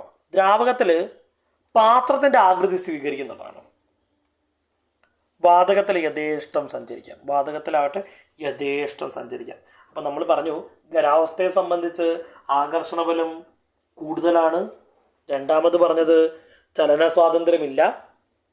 മൂന്നാമത് നമ്മൾ പറയാൻ വേണ്ടി പോകുന്നത് ആകൃതി ഉണ്ട് എന്നുള്ളതാണ്. അപ്പോൾ ഖരം എന്ന് പറയുന്ന ടോപ്പിക്ക് നമ്മൾ അങ്ങോട്ട് വൈൻഡപ്പ് ചെയ്യാൻ വേണ്ടി പോവാണ്. ഓക്കെ, ഫസ്റ്റത്തെ കാര്യം എങ്ങനെയാണ്? ആകർഷണ ബലം കൂടുതലാണ്, ചലന സ്വാതന്ത്ര്യമില്ല, ആകൃതിയുണ്ട്. അടുത്ത വാതകത്തിലേക്ക് പോകുന്നു. വാതകത്തിലേക്ക് എന്താ പറയുന്നത് എന്നുള്ളത് ആലോചിച്ച് നോക്കണേ. ആകർഷണ ബലം കുറവാണ്, പാത്രത്തിൻ്റെ ആകൃതി സ്വീകരിക്കുന്നു, ദ്രാവകത്തിനകത്ത് സഞ്ചരിക്കാം, ഉപരിതലം വിട്ട്. അപ്പം ദ്രാവകത്തിനകത്ത് സഞ്ചരിക്കാം എന്നുള്ള പോയിന്റ് മതി. അപ്പം ദ്രാവകത്തിന് 3 പോയിന്റ് ഏതൊക്കെയായിരുന്നു? ഒന്ന് ആലോചിച്ച് നോക്കാൻ വേണ്ടി പറ്റണം. ആകർഷണ ബലം കുറവാണ്, പാത്രത്തിൻ്റെ ആകൃതി സ്വീകരിക്കുന്നു, ദ്രാവകത്തിനകത്ത് സഞ്ചരിക്കാം. അത്രയേ ഉള്ളൂ. അടുത്തത് നമ്മൾ പോകുന്നത് വാതകം എന്ന് പറയുന്ന കോൺസെപ്റ്റിലേക്കാണ്. ആകർഷണ ബലം വളരെ വളരെ വളരെ കുറവാണ്. യഥേഷ്ടം സഞ്ചരിക്കാനുള്ള അവസരമുണ്ട്. ഏത് വലുപ്പമുള്ള പാത്രത്തിലും നിറഞ്ഞു നിൽക്കാൻ കഴിയും. ഏത് വലുപ്പമുള്ള പാത്രം, ചെറുതാവട്ടെ വലുതാവട്ടെ, ഏതിനാണെങ്കിലും നിറഞ്ഞു നിൽക്കാൻ വേണ്ടിയിട്ട് സാധിക്കുന്നുണ്ട്. അപ്പം ഈ ടേബിൾ ഒറ്റയടിക്ക് പറഞ്ഞു പോയ സ്പീഡിൽ ഒരു പക്ഷേ നിങ്ങൾക്ക് എന്ത് ചെയ്യാൻ വേണ്ടി പറ്റില്ല, നിങ്ങൾക്ക് മനസ്സിലാക്കി എടുക്കാൻ പറ്റിയില്ല, പക്ഷെ പഠിക്കാൻ വേണ്ടി പറ്റിയിട്ടുണ്ടാവില്ല. അപ്പോൾ ക്ലാസ് കഴിഞ്ഞ് പോസ് ചെയ്ത് വെച്ച് വൃത്തിക്ക് പഠിച്ചിട്ട് നിങ്ങൾ എന്ത് ചെയ്താൽ മതി? അടുത്ത കണ്ടന്റിലേക്ക് വന്നാൽ മതി. ഓക്കെ, അടുത്തതും ഈ പാഠഭാഗവുമായി ബന്ധപ്പെട്ട തന്നെയാണ്. ഈ പാഠഭാഗത്തുമായി ബന്ധപ്പെട്ട് നമുക്ക് എന്താ പറയുക, ഒരു ചാർട്ട് ഉണ്ട്. ഇതൊരു പക്ഷേ ഫില്ല് ചെയ്യാനൊക്കെ നിങ്ങളോട് ചോദിച്ചേക്കാം. ഓക്കെ, അപ്പോൾ അതൊന്ന് പഠിക്കണം. നോക്കി നോക്കൂ. ഖരം താപം സ്വീകരിച്ച്, ശ്രദ്ധിക്കണേ, ഖരം താപം സ്വീകരിച്ച് ദ്രാവകാവസ്ഥയിലേക്ക് മാറുന്നു. ദ്രാവകം താപം സ്വീകരിച്ച് വാതകാവസ്ഥയിലേക്ക് മാറുന്നു. വാതകം താപം പുറത്തുവിട്ട് തിരിച്ച് ദ്രാവകത്തിലേക്ക് എത്തുന്നു. ദ്രാവകം താപം പുറത്തുവിട്ട് ഖരാവസ്ഥയിലേക്ക് തിരിച്ചു വരുന്നു. ഇങ്ങനെ പഠിക്കാൻ വലിയ ബുദ്ധിമുട്ടാണ്. അപ്പം ഞാൻ എന്ത് ചെയ്യാന്ന് പറയാം, ഞാനൊരു ടിപ്പ് പറഞ്ഞുതരാം. ഈ ഖരം എന്ന് കാണുന്ന സ്ഥലം ഉണ്ടല്ലോ, ഖരം എന്ന് കാണുന്ന സ്ഥലം, അവിടെ ഐസാണെന്ന് ആലോചിക്കുക. എന്താ ആലോചിക്കേണ്ടത്? ഐസാണെന്ന് ആലോചിക്കുക. താപം സ്വീകരിക്കുക എന്ന് പറഞ്ഞു കഴിഞ്ഞാൽ ചൂടാക്കുകയാണെന്ന് ആലോചിക്കുക. അപ്പോൾ താപം സ്വീകരിക്കുന്നത് ഇവിടെ എന്ത് തന്നെയാണ്? ചൂടാക്കുകയാണെന്ന് ആലോചിക്കുക. ഓക്കെ, ദ്രാവകം എന്ന് പറഞ്ഞു കഴിഞ്ഞാൽ വെള്ളമാണെന്ന് ആലോചിക്കുക. വാതകം എന്ന് പറഞ്ഞു കഴിഞ്ഞാൽ നീരാവിയാണെന്ന് ആലോചിച്ച് വയ്ക്കുക. ഓക്കെ, താപം പുറത്തു വിടുക പറഞ്ഞാൽ തണുപ്പിക്കുകയാണ് കേട്ടോ. തണുപ്പിക്കുക. ഇവിടെ എന്ത് തന്നെയാണ്? തണുപ്പിക്കുക. അപ്പോൾ പഠിക്കാൻ എളുപ്പമാണല്ലോ. അപ്പം നമ്മൾ പറഞ്ഞ കോഡ് ഏതൊക്കെയാണെന്ന് ആലോചിച്ച്, ഖരത്തിന് പകരം ഐസ്, ദ്രാവകത്തിന് പകരം വെള്ളം, വാതകത്തിന് പകരം നീരാവി. അങ്ങനെയാണ് ഈ പഠിക്കാൻ എളുപ്പമാണ്. ഖരം എന്താണ്? ഐസ് ചൂടാക്കി വെള്ളം കിട്ടി, വെള്ളം ചൂടാക്കി നീരാവിയായി, നീരാവി തണുപ്പിച്ചു വീണ്ടും വെള്ളം കിട്ടി, വെള്ളം തണുപ്പിച്ചു ഐസായി. സിമ്പിളാണ്. ഓക്കെ, സിമ്പിളാണ് പരിപാടി. ഓക്കെ, അപ്പോൾ ഒന്നുകൂടെ വീഡിയോ ബാക്ക് അടിച്ച് റിപ്പീറ്റ് കേട്ടതിന് ശേഷം മാത്രം അടുത്ത കണ്ടന്റിലേക്ക് വന്നാൽ മതി. ഓക്കെ, അടുത്തതും വളരെ ഇമ്പോർട്ടൻ്റ് ആയിട്ടുള്ളൊരു താരതമ്യമാണ് ബാഷ്പനവും ബാഷ്പീകരണവും. ഓക്കെ, ഞാൻ നിങ്ങളോട് പെട്ടെന്നൊരു ഉദാഹരണം വെച്ചിട്ട് പറയാൻ വേണ്ടിയിട്ട് എൻ്റെ അടുത്ത് പറഞ്ഞു കഴിഞ്ഞാൽ, നമുക്ക് ഒരു ഉച്ച സമയത്ത് നിങ്ങളൊരു കുളത്തിലൊക്കെ പോയിട്ട് ഒന്ന് കാലിട്ട് നോക്കാം. ഓക്കെ, മുകളിൽ ഉപരിതലത്തിലെ ജലത്തിന് നല്ല ചൂടായിരിക്കും. പക്ഷെ നമ്മൾ താഴത്തേക്ക് ഇറങ്ങി ചെല്ലുന്ന സമയത്ത്, കാല് താഴേക്ക് ഇറങ്ങുന്ന സമയത്ത് താഴെ അത്ര ചൂടൊന്നും ഉണ്ടാവില്ല. താഴെ തണുത്ത വെള്ളമായിരിക്കും ഉണ്ടാവുക. താഴെ എന്താണ്? അതായിരിക്കും ഉണ്ടാവുക. അതാണ് ബാഷ്പീകരണം. പെട്ടെന്ന് ചോദിച്ചാൽ അതിൻ്റെ പേരാണ് ബാഷ്പീകരണം. ഓക്കെ, അതിൻ്റെ പേരാണ് ബാഷ്പീകരണം. തിളച്ചുകൊണ്ടിരിക്കുന്ന ഇതേ പ്രിൻസിപ്പിൾ മനസ്സിലാക്കിക്കൊണ്ട് തിളച്ചുകൊണ്ടിരിക്കുന്ന ഒരു പാത്രത്തിൽ നിങ്ങൾ പോയിട്ടൊന്ന് കാലിടും. മുകളിൽ മാത്രമല്ല താഴെ എന്തുതന്നെയായിരിക്കും, നല്ല ചൂടായിരിക്കും.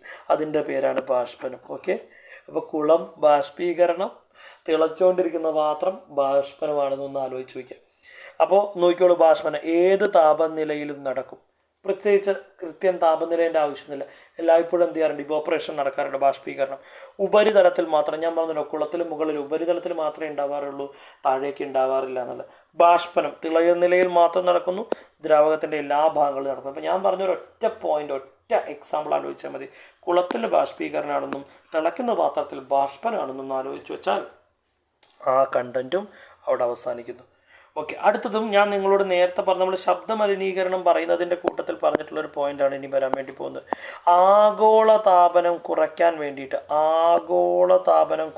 വേണ്ടിയിട്ട് എന്തൊക്കെ ചെയ്യാൻ നമുക്ക് സാധിക്കും? ഓക്കെ, വളരെ ഇമ്പോർട്ടൻ്റ് ആയിട്ടുള്ളൊരു ക്വസ്റ്റ്യൻ ആണ് ഇത്. ഒരു ജനറൽ ചോദ്യമായിട്ട് നിങ്ങളോട് ചോദിക്കാൻ സാധ്യതയുള്ള ആളാണ്. ശബ്ദ മലിനീകരണവുമായി ബന്ധപ്പെട്ട അല്ലെങ്കിൽ ഒരു ജനറൽ ക്വസ്റ്റ്യൻ ചോദിക്കാൻ സാധ്യത ഉള്ളത് പിന്നെ ഈ ക്വസ്റ്റ്യൻ ആണ്. നോക്കി വയ്ക്കാം നമുക്ക്. ക്വസ്റ്റ്യൻ്റെ ആദ്യത്തെ ആൻസർ ഒന്ന്, CFCയുടെ ഉപയോഗം കുറയ്ക്കുക. എന്താണ് CFC? KFC, Kentucky fried chicken. ഇത് ആരെ ഫ്രൈഡ് ചിക്കൻ? ചുങ്കം ഫ്രൈഡ് ചിക്കൻ ആണോ? അല്ല, ക്ലോറോ ഫ്ലൂറോ കാർബണാണ്. നമുക്കറിയാം അതിമാരകമായ ഒരു വാതകമാണ്. നമ്മുടെ ഓസോൺ പാളികൾക്കെല്ലാം ഓട്ടയായി മാറുന്നില്ലേ, ഓട്ട വീഴുന്നതിന് കാരണക്കാരനാണെന്ന് പറയാൻ വേണ്ടി പറ്റും. അടുത്തത്, അപ്പോൾ അതിൽ നിന്ന് നിങ്ങളൊരു 4 പോയിന്റുകൾ പഠിക്കാനൊരു സെറ്റപ്പ് ഉണ്ടായാൽ മതി. ഏതെന്ന് ഞാൻ പറയുന്നില്ല. സൗരോർജ്ജം ഒട്ടും പാഴാക്കാതെ പരമാവധി പ്രയോജനപ്പെടുത്തുക, അത് പഠിക്കാൻ വേണ്ടി പറ്റും. ഹൈഡ്രജൻ ഇന്ധനമായി ഉപയോഗിക്കുക, പാരമ്പര്യേതര ഊർജ്ജ സ്രോതസ്സുകൾ പരമാവധി ഉപയോഗിക്കുക, ഹരിതഗേഹവാതകങ്ങൾ. പിന്നെ ഇതൊന്നും പോരാഞ്ഞിട്ട് നിങ്ങൾക്ക് ആഗോള താപനം എന്ന് പറയുന്നത് തള്ളി മറയ്ക്കാൻ പറ്റിയ ടോപ്പിക്കാണ്. ഫോസിൽ ഇന്ധനങ്ങൾ ഉപയോഗിക്കേണ്ടെന്ന് പറയാം, വാഹനങ്ങളുടെ ഉപയോഗം പരമാവധി കുറയ്ക്കാമെന്ന് പറയാം, ഇലക്ട്രിക് വാഹനങ്ങൾ കൂടുതൽ ഉപയോഗിക്കാമെന്ന് പറയാം, പിന്നെ നമ്മൾ എന്താ പറയുക, ധാരാളം മരങ്ങൾ വെച്ച് പിടിപ്പിക്കുക എന്ന് പറയും. അങ്ങനെ ഒരുപാട് സാധനങ്ങൾ ഇതിലെ പോയിന്റ് അല്ലെങ്കിൽ കൂടെ തള്ളി മറച്ചുകൊണ്ട് മാർക്ക് വാങ്ങാൻ പറ്റിയൊരു ടോപ്പിക്കാണ്. റെഡിയാണല്ലോ? അപ്പോൾ ആ സ്ലൈഡും കഴിഞ്ഞു. അതിൻ്റെ അർത്ഥം നമ്മൾ മൂന്നാമത്തെ പാഠം എന്ത് ചെയ്തിട്ടുണ്ട്, തീർത്തിട്ടുണ്ട്. അധ്യായം 4 വൈദ്യുതി നിത്യജീവിതത്തിൽ. കമ്പാരിറ്റീവ്ലി ചെറിയ മാർക്കിന് മാത്രം ചോദ്യം വരുന്ന ഒരു ചാപ്റ്ററാണ്. നമുക്ക് നോക്കാം. അതിൽ ആദ്യത്തത് നിങ്ങളോട് ചോദിക്കാൻ സാധ്യതയുള്ള ഒരു ഡയറക്റ്റ് ക്വസ്റ്റ്യൻ ആണ്, പഠിച്ചു വെച്ചോളം, വെരി ഇമ്പോർട്ടൻറ്റ്. എർത്തിങ് എന്നാൽ എന്ത് എന്നുള്ളതാണ്. എർത്തിങ് എന്നാൽ എന്ത്? അപ്പോൾ നിങ്ങൾക്ക് അതിന് ഇതേ ഉത്തരം തന്നെ എഴുതണം കേട്ടോ, ഇതേ ഉത്തരം, ഒരു കോംപ്രമൈസും ഇല്ല. ചാർജ് ഉള്ളൊരു വസ്തുവിൻ്റെ വൈദ്യുത ചാർജ് ഡിസ്ചാർജ് ചെയ്യാനുള്ള ഒരു രീതിയാണ് എർത്തിങ്. ചാർജുള്ളൊരു വസ്തുവിനെ ഭൂമിയുമായി ബന്ധിപ്പിക്കുന്ന പ്രവർത്തനമാണ് എർത്തിങ്. അപ്പോൾ നിങ്ങൾക്ക് മൊത്തമായിട്ട് എഴുതാൻ വേണ്ടി സാധിച്ചില്ലെങ്കിലും ഇതെങ്കിലും ചാർജുള്ളൊരു വസ്തുവിനെ ഭൂമിയുമായി ബന്ധിപ്പിക്കുന്ന പ്രവർത്തനമാണ് എർത്തിങ് എന്നെങ്കിലും നിങ്ങൾക്ക് എഴുതാൻ വേണ്ടി സാധിക്കണം. ഇതതിൻ്റെ ആവശ്യമില്ല കേട്ടോ, അത് ടെക്സ്റ്റിലുള്ള കൂടെ എന്തായതാണ്, ജോയിൻ്റ് ആയി പോയതാണ്. ചാർജുള്ളൊരു വസ്തുവിനെ ഭൂമിയുമായി ബന്ധിപ്പിക്കുന്ന പ്രവർത്തനമാണ് എർത്തിങ് എന്ന് നിങ്ങൾക്ക് എഴുതാൻ വേണ്ടിയിട്ട് സാധിക്കണം. റെഡിയാണല്ലോ? അടുത്തത് ഇതാണ് പേര്. ഭൂമിയെ എന്തുകൊണ്ടാണ് ഇലക്ട്രോൺ ബാങ്ക് എന്ന് വിളിക്കുന്നത്? ഇതൊരു ചോദിക്കാൻ സാധ്യതയുണ്ട്. ഭൂമിയെ എന്തുകൊണ്ടാണ് ഇലക്ട്രോൺ ബാങ്ക് എന്ന് വിളിക്കുന്നത് എന്ന് ചോദിക്കും. എത്ര ഇലക്ട്രോണുകൾ വേണമെങ്കിലും സ്വീകരിക്കാനും വിട്ടുകൊടുക്കാനും ഭൂമിക്ക് കഴിയും, അതിനാലാണ് ഭൂമി ഇലക്ട്രോൺ ബാങ്ക് എന്ന് വിളിക്കുന്നത്. എത്ര കിട്ടാനും എത്ര കൊടുക്കാനും ഒരു മടിയില്ല, അതുകൊണ്ടാണ് ഭൂമിയിൽ എന്ത് വിളിക്കുന്നത്, ഇലക്ട്രോൺ ബാങ്ക് എന്ന് വിളിക്കുന്നത്. വളരെ സിമ്പിളായിട്ട് ഒറ്റയടിക്ക് പറഞ്ഞു തീർക്കാൻ വേണ്ടി പറ്റുന്നൊരു ടോപ്പിക്കായിരുന്നു അയാൾ. ഓക്കെ, അടുത്തത് വളരെ ഇമ്പോർട്ടൻ്റ് ആയിട്ടൊരു സാധനം കേട്ടോ. ഇത് പഠിക്കാണ്ട് പോവണ്ട, അങ്ങനെ ഞാൻ പറയുള്ളൂ. ഇത് പഠിക്കാണ്ട് നിങ്ങൾ പോവണ്ട. ചോദ്യം എങ്ങനെയാണ്? വൈദ്യുതിയുടെ താപബലം. അപ്പോൾ അവിടുന്ന് നിങ്ങളോട് ചോദിക്കാൻ സാധ്യതയുള്ള ഫസ്റ്റ് ക്വസ്റ്റ്യൻ ഇയാളാണ്. വൈദ്യുതിയുടെ താപന ഉപകരണങ്ങളുടെ പേരുകളൊന്ന് എഴുതാൻ വേണ്ടിയിട്ട് പറയും, ഉദാഹരണങ്ങൾ ചോദിക്കും. അപ്പോൾ നിങ്ങൾ എന്തൊക്കെ എഴുതണം? ഇലക്ട്രിക് ഹീറ്റർ എഴുതേണ്ടി വരും, വൈദ്യുത ഇസ്തിരിപ്പെട്ടി എഴുതേണ്ടി വരും, ഇലക്ട്രിക് സോൾഡറിങ് അയൺ, അങ്ങനെയൊക്കെ ഒരുപാട് കാര്യങ്ങൾ. മൈക്രോവേവ് അവൻ എഴുതാൻ വേണ്ടിയിട്ട് പറ്റും. ഓക്കെ. അപ്പോൾ ഒരുപാട് സാധനങ്ങൾ നമുക്ക് താപം ഉപയോഗിക്കുന്ന മറ്റ് ഹീറ്ററുകൾ എഴുതാൻ വേണ്ടി പറ്റും. ഇലക്ട്രിക് ഹീറ്ററുകൾ ഇവിടെ ഓൾറെഡി നമ്മൾ പറഞ്ഞിട്ടുണ്ട്. ഈ പറഞ്ഞ ഉദാഹരണങ്ങളാണ് നിങ്ങളോട് ചോദിക്കാൻ സാധ്യതയുള്ള ആദ്യത്തെ ചോദ്യം. ഇനി അടുത്തൊരു കാര്യം കൂടെ ഞാൻ പറഞ്ഞുതരാം. നമ്മൾ ഈ വൈദ്യുത ഇസ്തിരിപ്പെട്ടി എന്ന് പറഞ്ഞൊരു സാധനം ഉണ്ടല്ലോ, അത് സ്വാഭാവികമായിട്ട് നമ്മൾ എന്നും ഉപയോഗിക്കുന്നത് നിത്യം. ഇനി ആ സാധനം കാണുമ്പോഴൊക്കെ നിങ്ങളുടെ മനസ്സിൽ നിക്രോം എന്ന് പറയുന്ന വാക്ക് കടന്നു വരണം. നിക്രോം, അതിൻ്റെ ഉള്ളിൽ നമ്മൾ ഉപയോഗിച്ചേക്കുന്ന ഹീറ്റിംഗ് കോയിലിൻ്റെ പേരാണ്, അതിനുപയോഗിച്ചേക്കുന്ന മെറ്റീരിയലിൻ്റെ പേരാണ് നിക്രോം. ഓർമ്മയിൽ വേണം.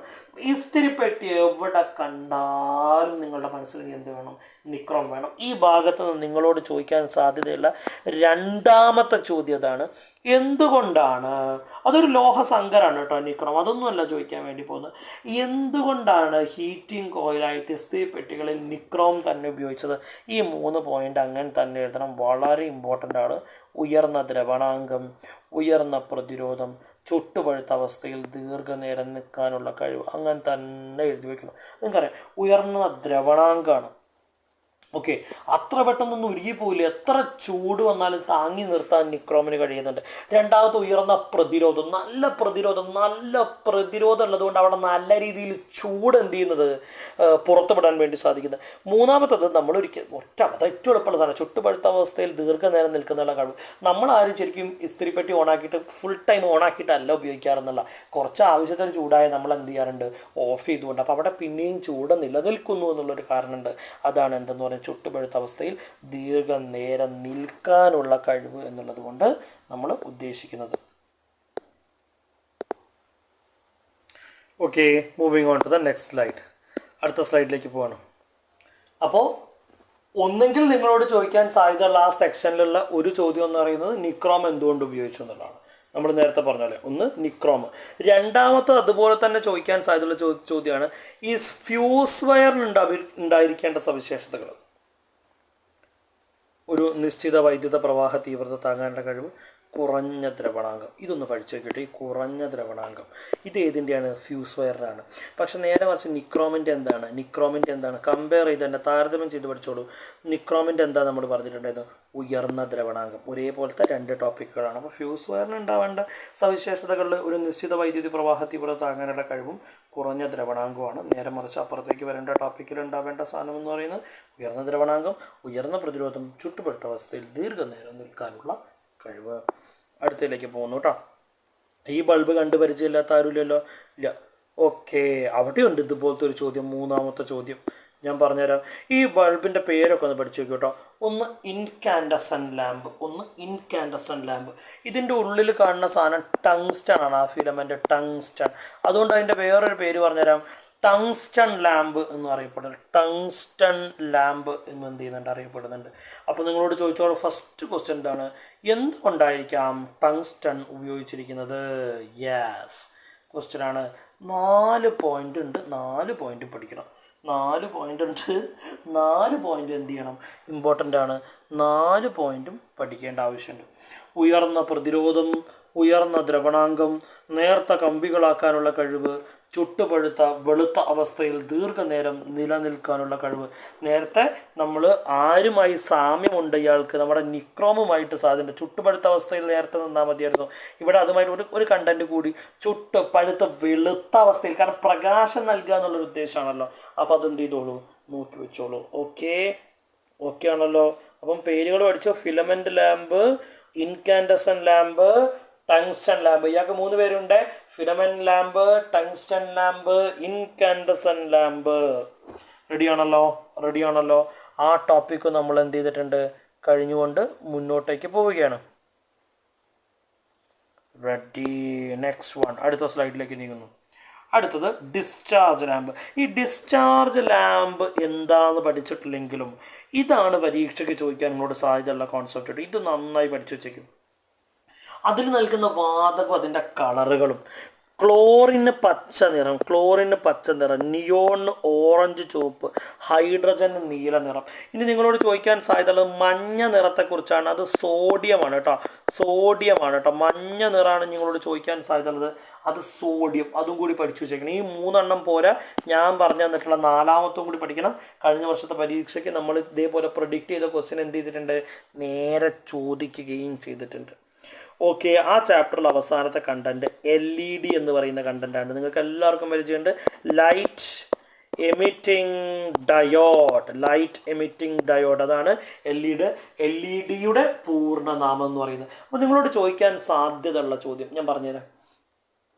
LED-യുടെ ഗുണങ്ങൾ എന്തൊക്കെയാണെന്ന് ചോദിക്കും. ഞാനിത് എഴുതുന്നില്ല, നിങ്ങളൊന്ന് ശ്രദ്ധിക്കണം. LED-യുടെ ഗുണങ്ങൾ എന്തൊക്കെയാണെന്നല്ലോ ഒരുപാട് കാര്യങ്ങൾ പറയാൻ വേണ്ടിയിട്ട്. ഒന്ന്, ആയുസ് വളരെ കൂടുതലാണ്.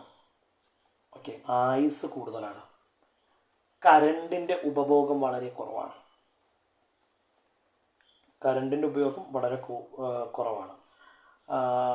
പിന്നെ അതേപോലെ ചിലവ് കുറവ് എന്ന് ടെക്സ്റ്റ് ബുക്ക് പറയുന്നുണ്ട്. നിങ്ങൾക്ക് അത് എഴുതിക്കോളൂ. സത്യത്തിൽ നമുക്ക് കമ്പയർ ചെയ്താൽ മനസ്സിലാവും, മറ്റ് ബൾബുകളേക്കാൾ കൂടുതൽ ചിലവ് ഏറെ LED-ക്ക് ആണെങ്കിലും ടെക്സ്റ്റ് ചിലവ് കുറവ് എന്ന് പറയുന്നത് നമുക്ക് എന്ത് ചെയ്യാം, ചിലവ് കുറവ് എന്ന് പറയുന്ന ടോപ്പിക്ക് അതുപോലെ എഴുതി വയ്ക്കാം, കുഴപ്പമൊന്നുമില്ല.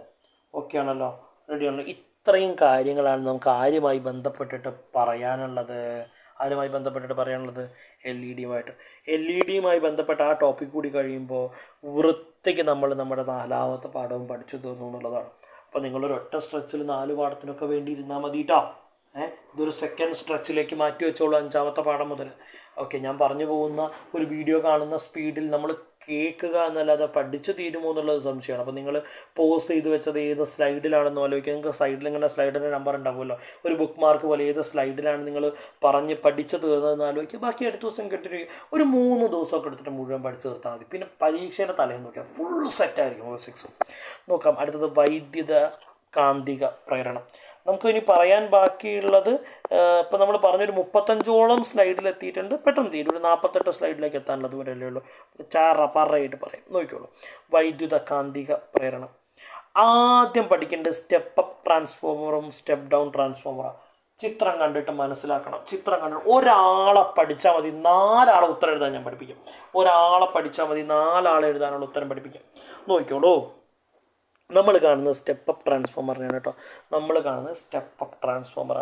ഇതാ സ്റ്റെപ്പ് അപ്പിൻ്റെ പ്രൈമറി നിങ്ങൾ കാണാതെ പഠിക്കണം.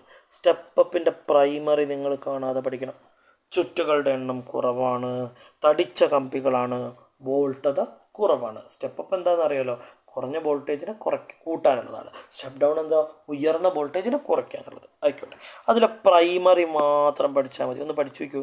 ചുറ്റുകളുടെ എണ്ണം കുറവ്, തടിച്ച കമ്പികളാണ്, വോൾട്ടത കുറവാണ്. ചുറ്റുകളുടെ എണ്ണം കുറവാണ്, തടിച്ച കമ്പികളാണ്, വോൾട്ടത കുറവാണ്. ഇത് നേരെ ഓപ്പോസിറ്റ് എഴുതിയാൽ ആരായി? സ്റ്റെപ്പ് അപ്പിൻ്റെ സെക്കൻഡറി പറ്റി പറഞ്ഞു നോക്കൂ. ചുറ്റുകളുടെ എണ്ണം കുറവ് എന്നുള്ളത് മാറ്റിയിട്ട് ഇവിടെ എന്തെഴുതുക, ചുറ്റുകളുടെ എണ്ണം കൂടുതൽ അല്ലേ ആണ്. രണ്ടാമത് തടിച്ച കമ്പികൾ, നേർത്ത കമ്പികൾ. വോൾട്ടത കുറവ്, അത് മാറ്റിയിട്ട് നിങ്ങൾ എന്തെഴുതും, വോൾട്ടത കൂടുതൽ. പഠിച്ചല്ലോ. അപ്പോൾ ഒരെണ്ണം പഠിച്ചാൽ അതിൻ്റെ ഓപ്പോസിറ്റ് എഴുതാൻ പഠിച്ചല്ലോ. അടുത്തതിന് വേണ്ടി പഠിക്കേണ്ട. നോക്കിക്കോളൂ, ഞാൻ വരയ്ക്കണ ശ്രദ്ധിക്കണം. സ്റ്റെപ്പ് അപ്പിൻ്റെ പ്രൈമറിയാണ്, സ്റ്റെപ്പ് ഡൗണിൻ്റെ സെക്കൻഡറി. ശ്രദ്ധിച്ചാൽ മനസ്സിലാവും. സ്റ്റെപ്പ് അപ്പിൻ്റെ പ്രൈമറിയാണ്, സ്റ്റെപ്പ് ഡൗണിൻ്റെ സെക്കൻഡറി. അതേപോലെ ശ്രദ്ധിച്ചാൽ മനസ്സിലാവും. സ്റ്റെപ്പ് അപ്പിൻ്റെ സെക്കൻഡറിയാണ് ആരുടെ, സ്റ്റെപ്പ് ഡൗണിൻ്റെ പ്രൈമറി. അപ്പോൾ ഒരൊറ്റ എണ്ണം പഠിച്ചാൽ തിരിച്ചു മറിച്ചു എന്നൊക്കെ എഴുതാം. എളുപ്പമാണ്. ആ ടോപ്പിക്കും ടക്ക് എന്ന് പറഞ്ഞ് തീർന്നിട്ടുണ്ട്. ആ ഒരു ചെറിയ ചാപ്റ്ററിൽ നിന്ന് സത്യം പറഞ്ഞ് നിങ്ങൾ ആ ഒരു ടോപ്പിക്ക് തന്നെ ഫോക്കസ് ചെയ്താൽ മതി. അതുമായി ബന്ധപ്പെട്ടായിരിക്കും ആ ചാപ്റ്ററിൽ നിന്ന് കൂടുതൽ ചോദ്യങ്ങൾക്ക് സാധ്യത ഉള്ളത്. മോസ്റ്റ് ഇമ്പോർട്ടൻറ്റ് കണ്ടന്റ് ആണല്ലോ നമ്മൾ എന്ത് ചെയ്യുന്നത്, പറഞ്ഞുകൊണ്ടിരിക്കുന്നത്. അടുത്തത് ചലനവും ഊർജ്ജവും. വളരെ വലിയ പാടാണ്, പക്ഷേ ചോദ്യ സാധ്യതകളെ കുറിച്ച് പറയുന്ന സമയത്ത് ഈ റിപ്പീറ്റഡ് ആയിട്ട് ക്വസ്റ്റ്യനുകളൊന്നും ഈ പാഠഭാഗത്തിൽ നിന്ന് വന്നിട്ടില്ല എന്നുള്ളതായിരിക്കും എന്ത് ചെയ്യേണ്ടി വരിക, പറയേണ്ടതായിട്ട് വരിക. ഓക്കെ, എന്നാലും പെട്ടെന്ന് പറയാൻ വേണ്ടി പറ്റുന്നൊരു ടോപ്പിക്കാണ് ദൂരവും സ്ഥാനാന്തരവും. വലിയ ടോപ്പിക്കാണ്. ഞാനിതൊരു കഥ പോലെ പറഞ്ഞുതരാം, നിങ്ങളൊന്ന് പെട്ടെന്ന് ശ്രദ്ധിച്ചു വെച്ചാൽ സെറ്റായിരുന്നു. നോക്കുക, നമ്മളിവിടെ ഒരു പോയിന്റ് മാർക്ക് ചെയ്യാം. ഓക്കെ, ഇത് എ എന്ന് പറഞ്ഞൊരു പോയിൻ്റാണ്. ഓക്കെ, ഇതാ ഇവിടെ ബി എന്ന് പറയുന്ന മറ്റൊരു പോയിൻ്റ് ഉണ്ട്. എയിൽ നിന്ന് നേരെ സി എന്ന് പറയുന്ന വേറൊരു പോയിൻ്റ് ഉണ്ട്. ഞാൻ അത് 3ഉം കൂടെ ഒന്ന് കണക്ട് ചെയ്ത് വയ്ക്കാം. എയിൽ നിന്ന് സിയിലേക്ക് 5 കിലോമീറ്ററാണ്. എയിൽ നിന്ന് ബിയിലേക്ക് 6 കിലോമീറ്ററാണ്.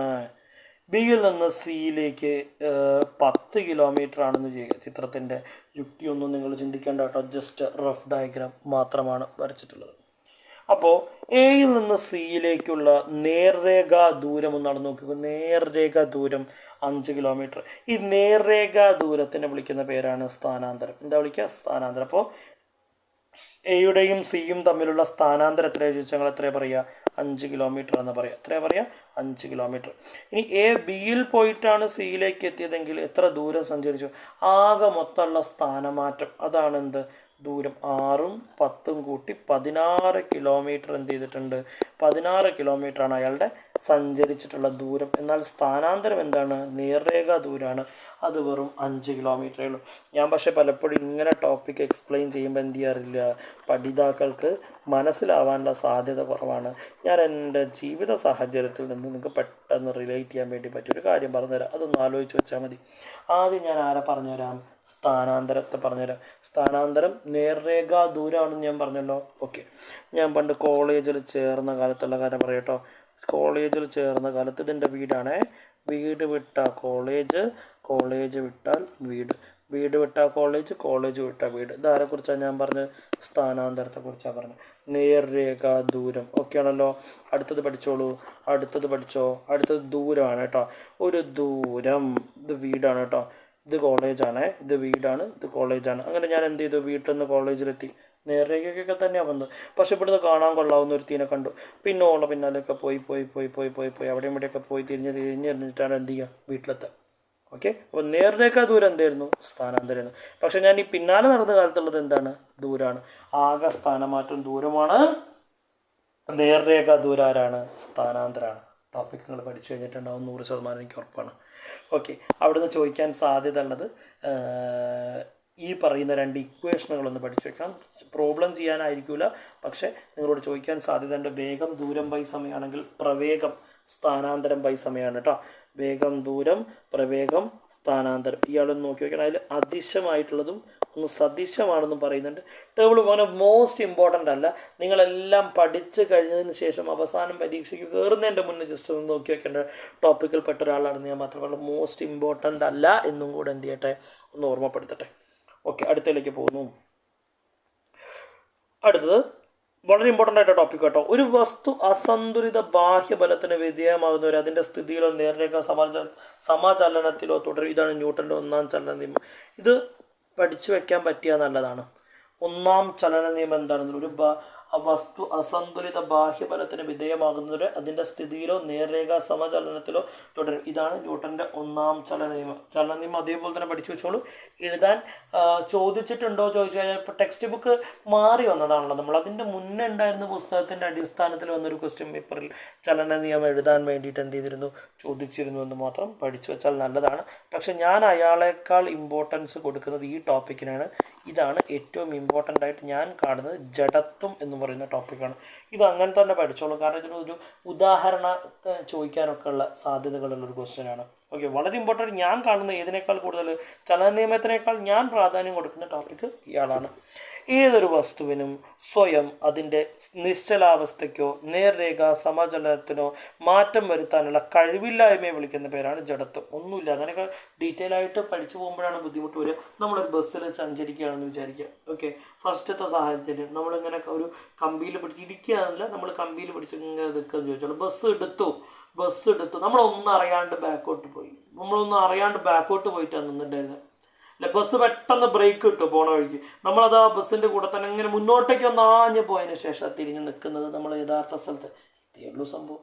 ഇതാണ് ജഡത്വം എന്ന് പറയുന്നത്. ഓക്കെ, ഒരു വസ്തുവിന് സ്വയം അതിൻ്റെ നിശ്ചലാവസ്ഥയ്ക്ക് നേർരേഖ സമചലനം മാറ്റം വരുത്താനുള്ള കഴിവില്ലായ്മേൻ്റെ പേരാണ്. ഓക്കെ, അതിൻ്റെ പേരാണ് ജഡത്വം. അതിന് ഉദാഹരണങ്ങൾ കൊടുത്തു.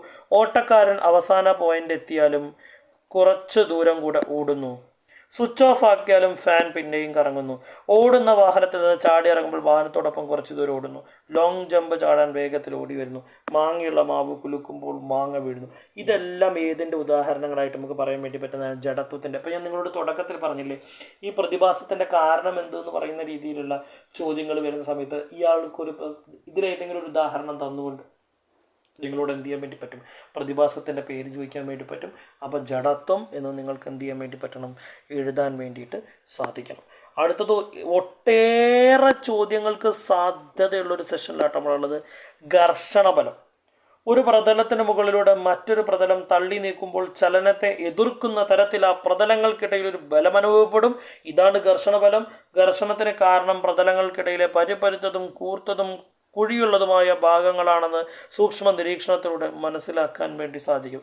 ഘർഷണബലം എന്നാൽ എന്ത് എന്നുള്ളൊരു ചോദ്യം വരാൻ സാധ്യതയുണ്ട്. അപ്പോൾ ഒരു പ്രതലത്തിന് മുകളിലൂടെ മറ്റൊരു പ്രതലം തള്ളി നീക്കുമ്പോൾ ചലനത്തെ എതിർക്കുന്ന തരത്തിൽ ആ പ്രതലങ്ങൾക്കിടയിൽ ഒരു ബലം അനുഭവപ്പെടും. ഇതാണ് ഘർഷണബലം.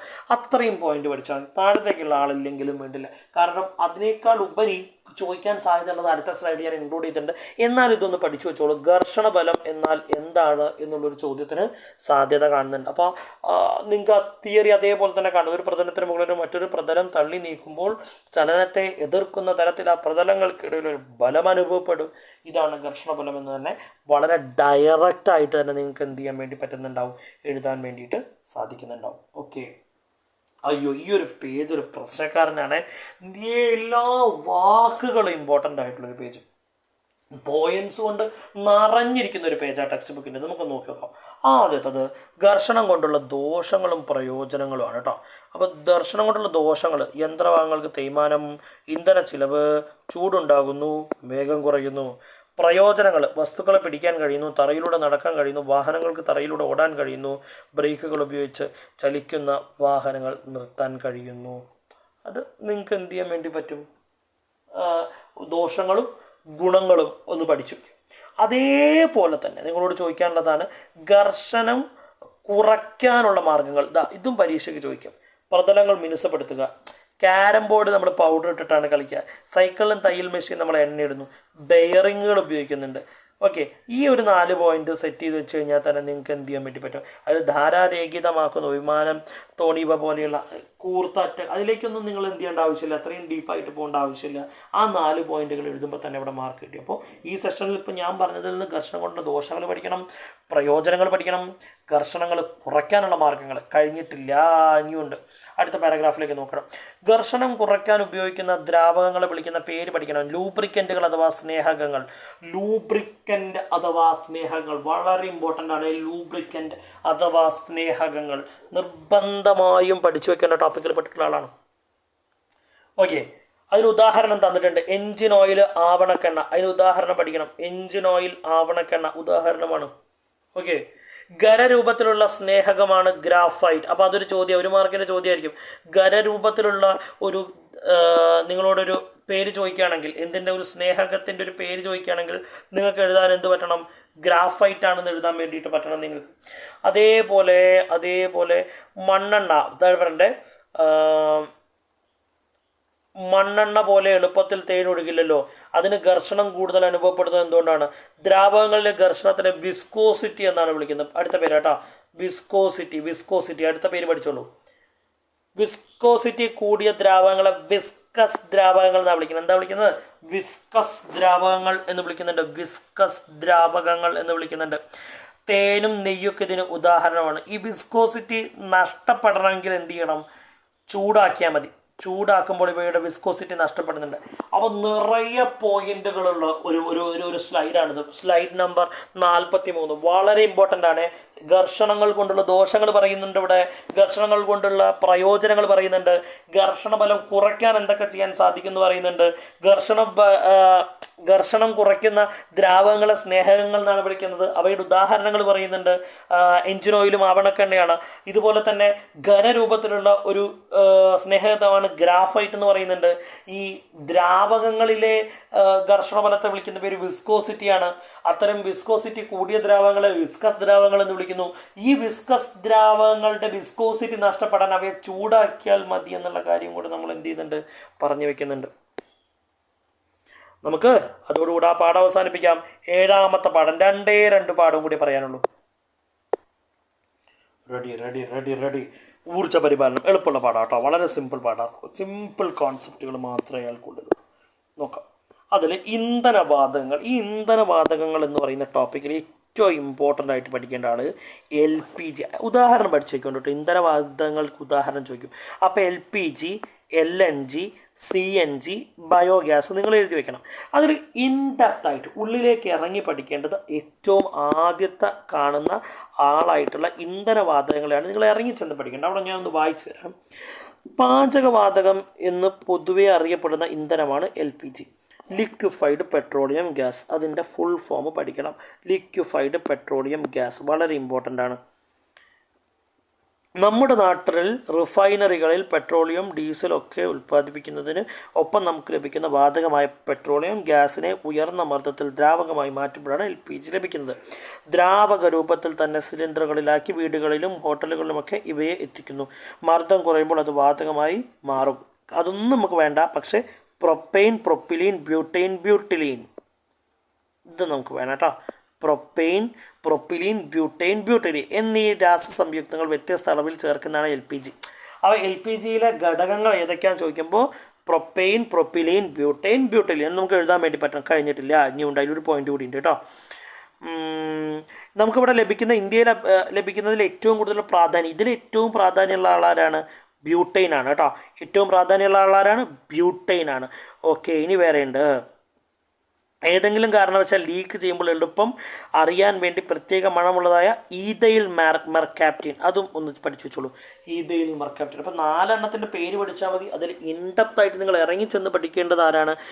LPGയെ കുറിച്ചാണ് നിങ്ങൾ ഇറങ്ങിച്ചെന്ന് വളരെ ഡെപ്തിൽ നിങ്ങൾ നോക്കി വെക്കേണ്ടത്. നെക്സ്റ്റ്, അടുത്തത് ഊർജ്ജ സ്രോതസ്സുകൾ. ഈ ഊർജ്ജ സ്രോതസ്സുകളായിട്ട് നമ്മൾ പറയാൻ വേണ്ടി പോകുന്നത് പുനഃസ്ഥാപിക്കാൻ സാധ്യമായത്, പുനഃസ്ഥാപിക്കാൻ സാധ്യമല്ലാത്തത് എന്നിങ്ങനെയാണ് നമ്മൾ പഠിക്കാൻ വേണ്ടി പോകുന്നത്. ഇത് നമ്മുടെ സെവൻ സുസൂക്കിയുടെ ഒരു സ്പീച്ച് പഠിക്കുന്നുണ്ടല്ലോ നമ്മൾ ഇംഗ്ലീഷിൽ. സെവൻ സുസൂക്കിയുടെ ഒരു സ്പീച്ച് പഠിക്കുന്നുണ്ടല്ലോ നമ്മൾ ഇംഗ്ലീഷിൽ. അതിൽ അവർ ഉപയോഗിക്കുന്ന ഒരു വാക്കുണ്ട്, സസ്റ്റൈനബിൾ ഡെവലപ്മെൻറ്റ്, സുസ്ഥിര വികസനം. അതുമായി ബന്ധപ്പെട്ടാണ് ഈ കോൺസെപ്റ്റ് കേട്ടോ. സുസ്ഥിര വികസനവുമായി ബന്ധപ്പെട്ടാണ്. നോക്കാം നമുക്ക് ഏതൊക്കെയാണ് പുനഃസ്ഥാപിക്കാൻ വേണ്ടി സാധ്യമായത്, പുനഃസ്ഥാപിക്കാൻ സാധ്യമല്ലാത്തത്. പുനഃസ്ഥാപിക്കാൻ സാധ്യമായത് എന്ന് പറഞ്ഞു കഴിഞ്ഞാൽ ഉപയോഗിച്ചാൽ തീരാത്തത്. പുനഃസ്ഥാപിക്കാൻ സാധ്യമല്ലാത്തതെന്ന് പറഞ്ഞു കഴിഞ്ഞാൽ ഉപയോഗിച്ച് കഴിഞ്ഞാൽ തീർന്നു പോകുന്നത്. അതാണ് ഏറ്റവും എളുപ്പമുള്ള ക്ലൂ. ഓക്കെ, സൗരോർജം പുനഃസ്ഥാപിക്കാൻ സാധ്യമായതാണ്. ജലവൈദ്യുതി പുനഃസ്ഥാപിക്കാൻ സാധ്യമല്ലാത്തതാണ്. കാറ്റിൽ നിന്നുള്ള ഊർജ്ജം പുനഃസ്ഥാപിക്കാം. കൽക്കരി ഉപയോഗിച്ചാൽ തീർന്നു പോകുന്നതാണ്. പെട്രോൾ ഉപയോഗിച്ചാൽ, ഡീസൽ ഇതൊക്കെ എന്ത് ചെയ്യുന്നതാണ്? ഉപയോഗിച്ചാൽ തീർന്നു പോകുന്നതാണ്. അതിൽ ജലവൈദ്യുതിനെ കൂടെ വേണമെങ്കിൽ സത്യത്തിൽ ഉപയോഗിച്ചാൽ തീർന്നു പോകുന്നതാണെങ്കിൽ കൂടെ പലപ്പോഴും ചില ഉത്തര സൂചികകളിലൊക്കെ എന്ത് ചെയ്യുന്നത് കണ്ടിട്ടുണ്ട്, പുനഃസ്ഥാപിക്കാൻ സാധ്യമായതാണ് എന്ന് പറയുന്നതും കണ്ടിട്ടുണ്ട്. ഓക്കെ, അപ്പം നിങ്ങൾ ഉദാഹരണത്തിന് അതിൽ റിസ്ക് എടുക്കേണ്ട. സൗരോർജ്ജവും കാറ്റിൽ നിന്നുള്ള ഊർജ്ജവും എന്ത് ചെയ്താൽ മതി? എഴുതിയാൽ മതി. ഇവിടെ ഏതെങ്കിലും ഒരു 2 ആൾക്കാരെയും, കൽക്കരിനെയും പെട്രോളും പോലെ. അപ്പോൾ സുസ്ഥിര വികസനവുമായി ബന്ധപ്പെട്ടതാണ്. പുനഃസ്ഥാപിക്കാൻ സാധ്യമായതെന്ന് പറയുമ്പോൾ എന്താ ആലോചിക്കുക? ഉപയോഗിച്ചാൽ തീരാത്തതെന്ന് ആലോചിക്കുക. പുനഃസ്ഥാപിക്കാൻ സാധ്യമല്ലാത്തതെന്ന് പറഞ്ഞു കഴിഞ്ഞാൽ ഉപയോഗിച്ചാൽ തീർന്നു പോകുന്നതാണെന്ന് ആലോചിക്കുക. അതാണ് ഏറ്റവും സിമ്പിളായിട്ടുള്ള clue. Moving on to our last one. നമ്മൾ അവസാന സെറ്റിലേക്ക് പോവാണ്, ഇലക്ട്രോണിക്സ്. ഇലക്ട്രോണിക്സ് എന്ന് പറയുന്ന പാഠഭാഗത്തിൽ എനിക്കൊരു ഒറ്റ കണ്ടന്റ് മാത്രമേ നിങ്ങളോട് പറയാനുള്ളൂ. നിങ്ങൾ ചിത്രം പഠിക്കേണ്ട. ഈ കാണുന്ന ബോക്സിൻ്റെ ഈ ഒരു സെറ്റ് മാത്രം പഠിച്ചാൽ മതി. ഈ ഒരു സെറ്റ് മാത്രം പഠിച്ചു പോയാൽ മതി. ഘടകത്തിൻ്റെ പേരും പ്രതീകവും മാത്രം പഠിച്ചാൽ മതി. ഏറ്റവും ആദ്യം കപ്പാസിറ്റർ പഠിക്കുമ്പോൾ ശ്രദ്ധിച്ചേക്കേണ്ട. ഒരു പ്രാവശ്യം പരീക്ഷയ്ക്ക് ചോദിച്ചത് കപ്പാസിറ്ററിൽ ഒന്ന് ചെറുതും ഒന്ന് വലുതുമാണെങ്കിൽ, ഒന്ന് ചെറുതും ഒന്ന് വലുതും രണ്ടും ഒരേ വലുപ്പമാണ്. ഒന്ന് ചെറുതും ഒന്ന് വലുപ്പമാണെങ്കിൽ കപ്പാസിറ്റർ എന്ന് എഴുതിയാൽ തെറ്റായ ഉത്തരമാണ്. അതിൻ്റെ ഉത്തരം സെല്ല് എന്നാണ് എഴുതേണ്ടത്. അതിൻ്റെ ഉത്തരം എന്താ എഴുതേണ്ടത്? സെല്ല് എന്നാണ് എഴുതേണ്ടത്. രണ്ടാമത് പ്രതിരോധകത്തിൻ്റെയാണ്, ട്രാൻസിസ്റ്ററിൻ്റെയാണ്, ഇൻഡക്ടറിൻ്റെയാണ്, ഡയോഡിൻ്റെയാണ്. ഈ പ്രതീകങ്ങളും ആ ഘടകത്തിൻ്റെ പേരും തീർച്ചയായിട്ടും 1 മാർക്കിൻ്റെ 100% ഉറപ്പിക്കാവുന്ന ചോദ്യമാണത്. മിക്കവാറും ക്വസ്റ്റ്യൻ പേപ്പറിലെ ആദ്യ 3 ചോദ്യങ്ങളിൽ ഒരാൾ പൊതുവെ ചോദിച്ച് കാണാറുള്ളത് ഈ പറഞ്ഞ ചോദ്യത്തിനാണ്. വളരെ ഇമ്പോർട്ടൻ്റ് ആയിട്ട് എന്ത് ചെയ്യാം? അയാളെ നോക്കി വയ്ക്കാം. അപ്പോൾ ദാറ്റ്സ് ഓൾ. ഏതാണ്ട് 1 മണിക്കൂറിൻ്റെ സെഷനാണ് നമ്മൾ ചെയ്തു വെച്ചിട്ടുള്ളത്. ഇത്രയും നിങ്ങൾ പഠിച്ചാൽ ഫിസിക്സ് ഉറപ്പായും നിങ്ങൾക്ക് എന്ത് ചെയ്യാൻ വേണ്ടി പറ്റും? സർവൈവ് ചെയ്യാൻ വേണ്ടി പറ്റും. 100% ഉറപ്പ്. ഇതിൽ നിന്നുള്ള ചോദ്യങ്ങൾക്കാണ് ഏറെ സാധ്യത. സ്ഥിരമായിട്ട് ചോദ്യം ചോദിക്കുന്ന എല്ലാ സെഷനും ഞാനിതിൽ എന്ത് ചെയ്തിട്ടുണ്ട്? ഇൻക്ലൂഡ് ചെയ്തിട്ടുണ്ട്. മാക്സിമം സമയം എടുത്തുകൊണ്ട് എന്ത് ചെയ്തിട്ടുണ്ട്? പറഞ്ഞിട്ടുണ്ട്. അപ്പോൾ കൂടുതലൊന്നും പറയാനില്ല. ലൈക്ക് ചെയ്യാനും നിങ്ങളുടെ സംശയങ്ങൾ കമൻറ്റ് ചെയ്യാനും, തീർച്ചയായിട്ടും എല്ലാത്തിനും മറുപടി തരും. കമൻറ്റ് ചെയ്യാനും നിങ്ങളുടെ സുഹൃത്തുക്കളിലേക്ക് ഇത് ഷെയർ ചെയ്യാനും മറന്നു പോകരുത്. അപ്പോൾ ഒരുപക്ഷെ വലിയ വീഡിയോൻ്റെ നീളമൊക്കെ കാണുമ്പോൾ മിക്കവാറും ആളുകൾ മടിയന്മാരാകും. അപ്പോൾ നിങ്ങൾ പറഞ്ഞു കൊടുക്കണം, ഒരു മടിയും വേണ്ടത്, പഠിച്ചാൽ 100% മാർക്ക് കുറവാണ്. സോ പൊതുവേ ഞാൻ മറ്റ് ക്ലാസ്സുകൾ വൈൻഡപ്പ് ചെയ്യുമ്പോൾ അടുത്ത ചാപ്റ്ററുമായിട്ട് കാണാമെന്ന് പറയാറുണ്ട്. പക്ഷേ ഫിസിക്സിന് ഇനി മറ്റൊരു ചാപ്റ്ററുമായിട്ട് നമുക്ക് കാണേണ്ട ആവശ്യകതയില്ല. ഒറ്റ വീഡിയോ മതി. ഇതാണ് ഞാൻ പറഞ്ഞ ഫിസിക്സിൻ്റെ ഒറ്റമൂലി. അപ്പോൾ പരീക്ഷയ്ക്ക് തകർത്തെഴുതാൻ പാകത്തില്ല. ബാക്കി നമുക്കൊരു ലൈവ് സെഷനിൽ കാണാം. Thank you for watching.